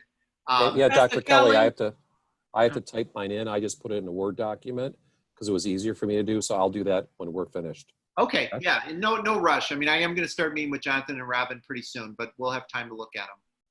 So, Professor Kelly, yeah. I had some internet problems. I kept freezing up when I was trying to do both, and so I just hand wrote it down. So I'll have it in there by like 5:30. Is that okay? Yeah, just send it to me as soon as you can with, taking care of the rest of your stuff, Okay. Yeah, and I didn't do them triangles. We just put our tiered stuff in the template document. The template can be what we work from. That's fine. If you had other templates, if you did the triangles, it seemed to be easier to flow that way. Yeah, exactly. Yeah, I probably would have done that if I had been the principal as well, but I wanted people to have those worksheets if that helped. Yeah, they were a good visual. Yeah. I just want to applaud you for being able to take this thing virtual and just really change the game this year. Like, that's amazing work. Like, this was good. You couldn't have known how this was going to play out. I mean, Yeah, it's amazing, though. You and me both. Well, it's because I get to do it with all of you, and you guys are fantastic. I honestly wouldn't have just done it just to do it with people that were, you know, just kind of saying, oh, let's learn about this. I mean, I needed to be a group of leaders, and that's all of you. So I'm really, yeah, thank you, Carlos. So any hiccups, anything I need to know about? So far, it sounds like, you know, we had some people just kind of get kicked out of rooms or not, you know where they are for a while. But other than that, are we okay? We have a pretty extensive like parking lot area at the very, very bottom, just things that didn't fit anywhere nicely. So you'll see that. Okay. Maybe other people have that too. All right. I think ours is a little bit more general than everybody else's, because I think that with the group that we had some quiet people. And then we had some very vocal people, me included. So I think that if we had gone down those lines of getting more specific, we could have literally gone on for hours and hours and hours. Right. So we kept ours a little bit more general for that purpose. Okay. Mine's I definitely did not type it as eloquently as Penny. So I was short and sweet and just, you know. That's all good. That's all good. I got to say, Penny, I saw the Principal Wolford start to come into focus there. I was like, man, that's, you know, not, believe me, I went to principal school for a few classes and realized I didn't want to be a principal. So no pressure. I realized pretty early on that that wasn't for me. But ironically, I just went to my first principal thing and I stopped and postponed it. But I know. I decided that I really do not want to be a principal, but I really do want the knowledge. And I really enjoyed the class itself. So yeah, well, and like our friend Robin said this morning, I mean, there's something about being invited into that leadership space where you start to say, oh, yeah, I like that, or I'd like to do that. It's just, you know, there's a lot of stuff behind the scenes, like Lisa said, that you got to deal with that I don't know if I wanted to deal with. Any other thing? Michelle was trying to say something. Yeah, I'm sorry, Michelle. Yeah. Well, no, I just had a thought, and Jenny, you were in my group. I had the best. I was lucky. There were two of us, but my only concern is this did provoke a lot of anxiety for folks because our group did decide to go remote, and there are people in my group that are going to have to go back in person in a couple weeks. So I just wonder when we're done doing the being in these roles, I don't know if we're going to need a little of a transition or a way to equalize people back to. Does that make sense? Yeah. Well, and let's just say out loud, because I appreciate you realizing that and seeing that already in your group, Michelle. That last session after lunch is totally where that can really happen. Okay, so we can do a little bit of like, absolutely. There's no right answer here. Lots of different ways to get to the space. Just because the person, it's ironic, the person that was the most impacted was the one that was fighting for in person, and then she went the other way, and then she was like, wait, that's what I did. Yeah, no, we're gonna, and who knows what's gonna be kind of what happens overnight for people and coming back to it. You know, I mean, that's. Because people are getting emails from their districts in real time while they're participating with us, and I didn't even think about that. And you know, it's not like I want to recommend anybody spend too much time listening to what Trump and his helpers say, but like literally today, the press secretary said some equivalent of, we're not going to listen to the science. Like the science isn't going to drive what we do. I mean, it was just, you know, just batshit. I mean, you know, like, and for the whole year, that's really been the whole 4 years. I know, but you know what I mean? Like Lisa, like that, if I'm a teacher or I'm one of you and I'm looking at a full reopened school and that's what I'm hearing, like that's gonna, what you said, Michelle, it's gonna make people just feel whatever they feel, right? You know, one of these some places people still believe that that's right. Like I'm in Missouri, a big red state, not necessarily the city that I'm in, but huge red. And so there are people that are like, well, if Trump doesn't wear a mask, I'm not wearing a mask. I will do it if I get the one with the presidential logo so I can go to the hospital, but only to take a picture. Yeah, I know.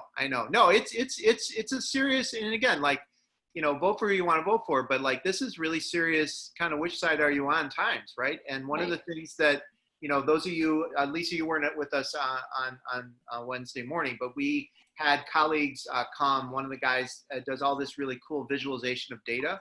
And one of the things that I'm working on with him to get to go live, maybe this week, maybe this weekend, we're still working on it, is we did a map with his help of how to visualize the risk factors of school districts in Florida. And it's just insane. Like and it even gets to what you just said about the way that more conservative or right-wing parts of states might, you know, still think this is all just made up. like those parts of Florida are also suffering too. Like it's already happening. Like it's not abstract, it's happening now. We had to move our virtual school to our pretend school to Illinois because if it was going to be in Florida, like we had voted on one thing and then they were like, wait, no, so our school's in Florida? Because if it's in Florida, we got to do something different. So we had to move our school. I'm like, we can make it whatever we want. It doesn't have to be that deep. So, you know, but I mean, seriously, they were like, because if it's in Florida, oh no, you know, like it was a thing. Right. Yeah. The other thing I'm telling people, like, I think, Michelle, this person was in your group. She was like, how do we, you know, something. I'm like, leverage those relationships. Yep. Go to PTA. Like when you were sharing data this morning, I was emailing people, texting people. This is get to work with your union, talk to community leaders, get to these legislators. I'm like emailing, texting, sending people stuff. Leverage those relationships. Make people feel uncomfortable enough as they look at this data that you make the right decision. Like, okay, it's just 0.02. What percentage of that? Okay, in my school, that's 12 kids on this virtual school. Right. Okay, which 12 families we want to die? You know? Right. Like, it would be 14,000 kids nationally on a very conservative data set of how many kids are 0.2. So yeah, I mean, we and I've begun to see what you're saying, Penny. People are putting out things on Twitter saying, you know, the number of acceptable deaths for a teacher is 0. The number of acceptable deaths for a student is 0.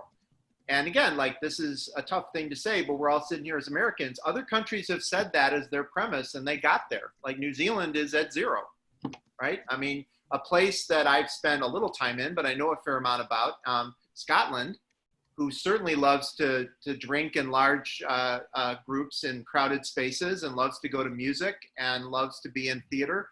They're basically at, 4 deaths a week right now. Directly south of them is England, which is just like us, is completely up for grabs. So it's like, it's really about what people want to do, and the one thing I was heartened by while you guys were all working really hard and I was, working on getting that report out that I share with you today, there was a poll just done that showed that basically everybody except the people that say they're 100% likely to vote for Trump, and even then it's 51 to 49% of them, everyone else emphatically thinks that this rush to reopen schools is a bad idea. Like this poll just came out. So it's a bipartisan thing at this point. So to your point, Penny, pushing back is not a bad idea, both for our own health, but also because people are already there. So, let's Samantha, do it. were you trying to say something? Michael. Samantha was trying to say something?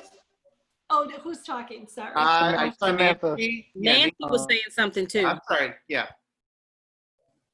I was just going to offer to Michelle's point in terms of some of the anxiety maybe group members are feeling. I wasn't seeing that in my group, but what I was wanting to encourage was for group members to be thinking about their own schools in this process and all the different stakeholders, because it's such an amazing exercise, which is exactly why we're doing this.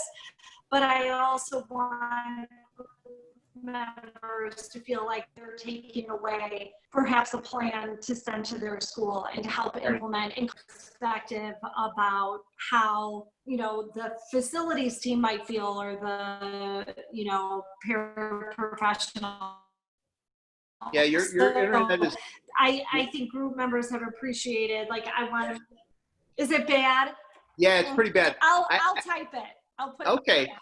So here's the thing, guys. I actually have to, speaking of Robin and Jonathan, I have to hop into a room with them because they, our friend Robin's getting famous. So she's like actually having to be on CBS News tonight. So I need to get off pretty soon. But Sam, go ahead.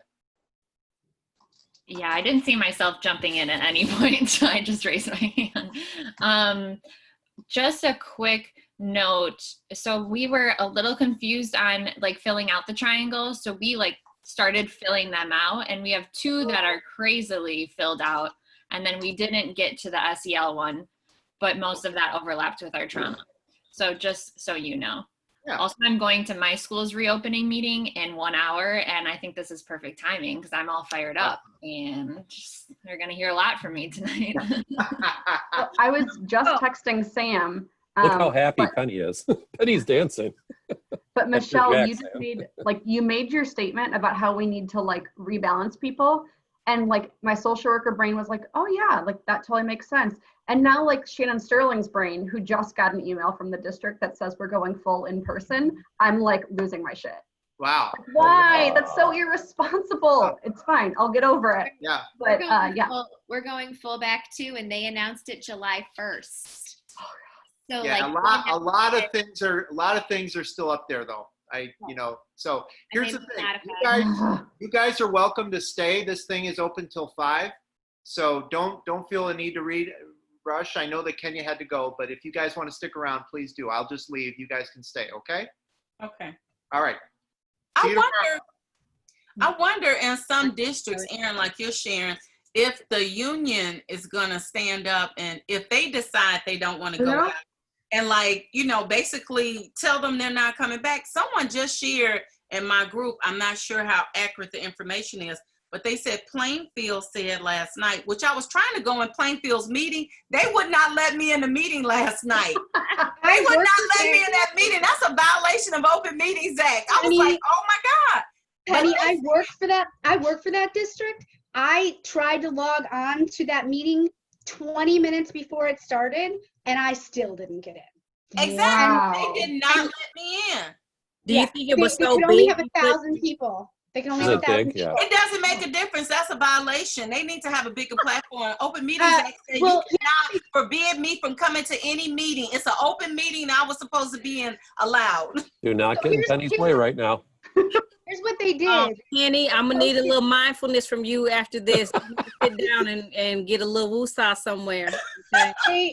I just get a little beverage, whatever you do that makes you feel bubbly, because I'll do my Northern Lights again. Maybe that'll help. right. You need to relax your energy. I need yoga. Hey, they got some nice online exercise platforms. My daughter does them all the time. Google calming yoga moves. You can Google chair yoga, whatever you need. There you go. Because Penny, I'm in the I might take a nap kind of mood, and you're in the I might fight somebody mood. So I just balance it. Okay. Yes. I need to meet Are you looking at my background right now, Penny? Are you? Right now, I see your forehead. I was gonna say, I wish that was just my do forehead. see That's the your top of my head. Yes. Yeah, I Move out of the can way. probably get you some beach if you need a little background. Lisa's like, watch the recording, do this, and the other Lisa's like, where's your drink? Just get a drink. Hey, right. Penny, you can Uh-oh. watch if you really want to see the board meeting, what they did to get around that particular issue is they posted the entire meeting directly right after the meeting. So you can go on and you can watch it. And then there's a button for feedback. That's how they got around that. We suggested that they broadcast it on YouTube. They could have streamed it live. They did not want to do that. But yeah, that's what happened. They changed. The union really worked their butt because off. is it true that the union said they voted to go remote, the union said no, and then they switched it to remote? Is that true? Yeah, they didn't vote. What they did was they put out a tentative plan, and the tentative plan was for us to go back in hybrid mode. And then Monday, after that plan got released or leaked, however you want to look at it, the union did raise the alarm and said, we need to know how you stand on this. And people responded, and based on that response, the union put in a statement to the board saying, we as the union do not agree with going back for safety reasons. And here's the numbers that we got. And so then what they did was they kept the plan the same, but they pushed it back a quarter. So first quarter, we're going full remote, and they're going to collect the data and watch how things go the first 6 weeks, and then make a decision in the last 2 weeks what they're going to do in the second quarter. My guess is because my guess is if they're doing this to placate us, as long as nothing major spikes, we're going back second quarter. But at least they listened. So we didn't get any communication from our union ahead of our superintendent got the message out before any union stuff came. So it was early. I was amazed how early it was. And I I don't know. I think now they're doing a lot of Zooms. They're getting feedback now. So I don't know if everything is going to be revised. Now there's stuff coming out from the union, but it's raising my anxiety a little bit just with there's certain people that are posting things in my district. Like there's a woman who's pregnant and, you know, so she's like, I'm not going back unless it's safe. And there's people that are posting things. I don't know how unsafe other people feel if they're just not saying anything. I'm not sure what their feelings are. It's a strange situation in that, like, I don't know, I'm feeling a little bit like as a social worker then if like after, I mean, I listened to Penny's speech and I was very inspired and it was like, okay, well then if it's not safe, it's not safe. And should I be advocating for that? But in a district that is 100% committed to, fully going back, I'm like, I don't know. I don't know. It's a strange conversation. What I'm confused, because you just said that yours came out so early, my district just sent out a staff survey on Tuesday that says, please fill out by next Tuesday. So like that date hasn't even happened yet, but I filled it out. It's like, how comfortable do you feel? What would make you feel comfortable? Like rating all these things, like, what do you want to do? I'm like, how do you publish something to all staff and families of your district? But you just asked me for my opinion 2 days ago. Some people probably haven't even finished the survey because it's due next Tuesday, but yet you're rolling out a plan. Like, I don't understand. Our governor is slated to talk tomorrow morning. Because they didn't care what you have to say. They already made their decision. They didn't care what you had to say. In those cases, Aaron and Shannon, what I would say is that we're a school district. We make decisions based on data, right? That's what educators do, right? And so based on this data, let's flesh it out. Let's use this data to drive what we need to and leverage those relationships. Those parents that the district hate to see coming, who got the relationships? You need to identify who has relationships with whom and have them to talk strategically to that person. You got John, you got Chris, you got Bob, whoever. Let's flesh this data out. Let's get our talking points. And then, okay, let's do the math based on 45. He says 0.02. How many families is that? How many of your families in your classroom you want to be amongst that 0.02? Which person you want to die? Just select. And bring pictures. Put pictures up. Which one of these kids on this list? Let's connect a face with it. Which one of these kids we want to die? I'm sorry. I'm a little. No, Penny, that's not. I got my water. It's tricky because the ISB guidelines, if you read them when they came out, and I'm just saying, like, being an administrator on the team that's been working on all this, it's very complicated because I don't think that the people that are going back in person are trying to say, go back in a room with 26 kids and do things the same way. And ISB basically said, go back in person. Right. So the districts are going based on guidelines given to them by the state board, which they believe has been vetted by the public health officials. Like, it's not separate from public health in Illinois. Illinois has been very driven by the science and so I think, I'm not saying that I'm for in person, but I'm saying it's made it extremely complicated when they're not bending on anything in special ed. Nothing has changed in special ed. You have to get your re-evals done. You have to do, and I think that it's made it really hard. I mean, I work with 18 districts. There's no way they're all going to be the same. But using that data is really important. Taking that data, putting it in infographics so people can really understand it and putting it out there. We got a lot of millennial parents out there and tech savvy people. Put it on Twitter and start tagging people in there on Facebook. I tell you, relationships can change a lot of things. But that doesn't mean that's going to change the reopening at this point. So this is the reality I think we have to look at. Whatever reopening is going to be, and I just want you to know this beach is for you. Watch that wave, Penny. Watch that wave. Okay, that's for you. I just want you to know. Okay, so whatever reopening we have, it's going to be whatever it is. Like right now, our building population, they've given families, so they're letting parents choose. So they're not saying which percentage. They're saying if you feel like the percentage is too high, you keep your baby at home and log them in at 6, 10, and 12 or whatever their times are, right? So parents have that option. And then for those that need some real life, Like, for example, my baby is an only. So she needs to see some other people her age, or she's going to be 42 very quickly. So she needs a little something, but we also have a face shield, a set of masks. We got, and so is she going to school with a face shield? Oh, yes, she is. We've already tried it on. I said, you know, you got to wear this when you're inside. She said, okay. Hold on. Penny said, hold on. But I'm hoping she can still hear me. But I think whatever happens, we're going to go. And then the numbers are going to dictate if we stay.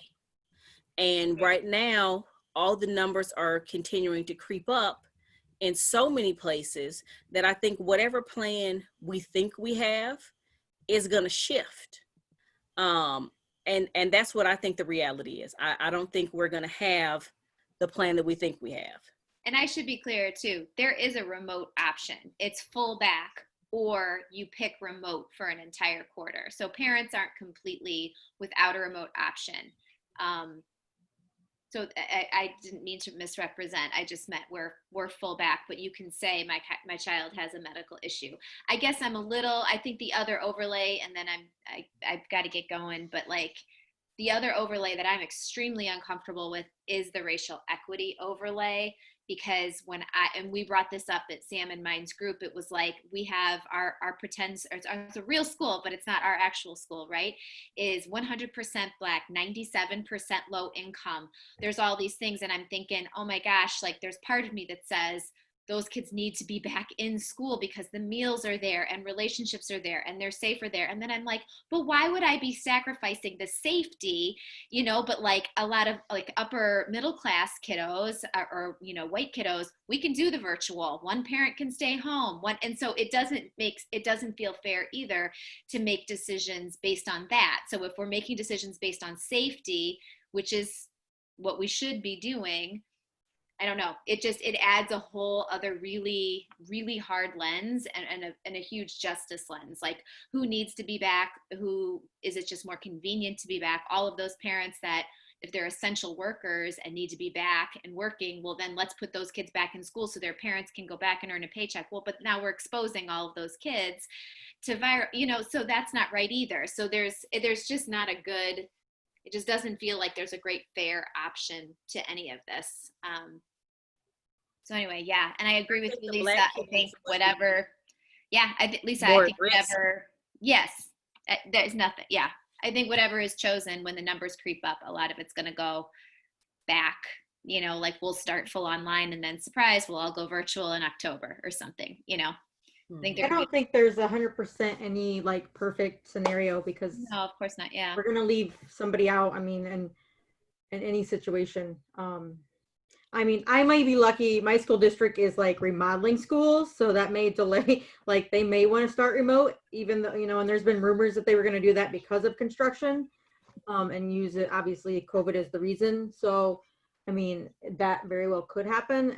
And I was completely originally like, man, our kids need that relationship, all of those things. And then, you know, the stuff came out about like, well, then the impact it could have if, you know, if our students get sick or our staff get sick and the trauma that could cause on top, you know, so then it made it even like, oh, you know. It's really hard when like the child abuse numbers come out and you think of all the families that are just under immense amount of stress. You want to take the kids out of the home and put them into a nurturing school with teachers who are excited to see them. And yet then you're putting them more at risk, their health. Right. So it's a really awful ethical situation to be in, I feel like. And then having those resources available to families too, to reduce the stressors that they are experiencing, you know, and like giving them the coping strategies, because that was a lot of, I'm preschooler. So that was a lot of the things that I was seeing with families as they logged in, and they were like, oh, that's what you do when she's feeling disappointed or frustrated. Like, I didn't know what to do. So within that one lesson, she learned 5 coping strategies for her daughter. And I told her, I said, she knows this. We've done this at school. I'll share the resources with you so you'll have the visuals. I asked her, did she have a way to print? She said she did. Because if not, I wouldn't have mind putting it in an envelope and driving it and sticking it in the mailbox. You know, I've done that with some families. But she, you know, that helped her out to better understand her child, you know. And I love one of the the best parts of COVID was that I saw my parents once a week. I didn't get that opportunity before. And actually the sessions would be an hour long because I would start off with the child, like 10, no more than 15 minutes. And the rest of it was parents talking to me about their stressors, their concerns, and all that. I love that part of it. You know, it was a great opportunity. I agree. Yeah. But just knowing where are the food pantries, how can you get access to food and stuff like that, you know, it's really helpful, you know. Yep. So, All right, well, Penny, I see you got the therapy dog on the lap, and the wave is working in the grass, and I got my beverage. So I feel like the work here is done, and the big work is never going to be solved. So we're just going to have to keep pushing on that. All right. Well, I love everybody. I'm getting ready to log off this computer though, because I'm tired. Everybody take a break from it. Thanks, Lisa. Tomorrow. All right. Bye, everyone. All right, bye. Have a good one. Take care. Pat. Oh, shucks. I'm going to have to email him. Come on, Bella, baby. Gotta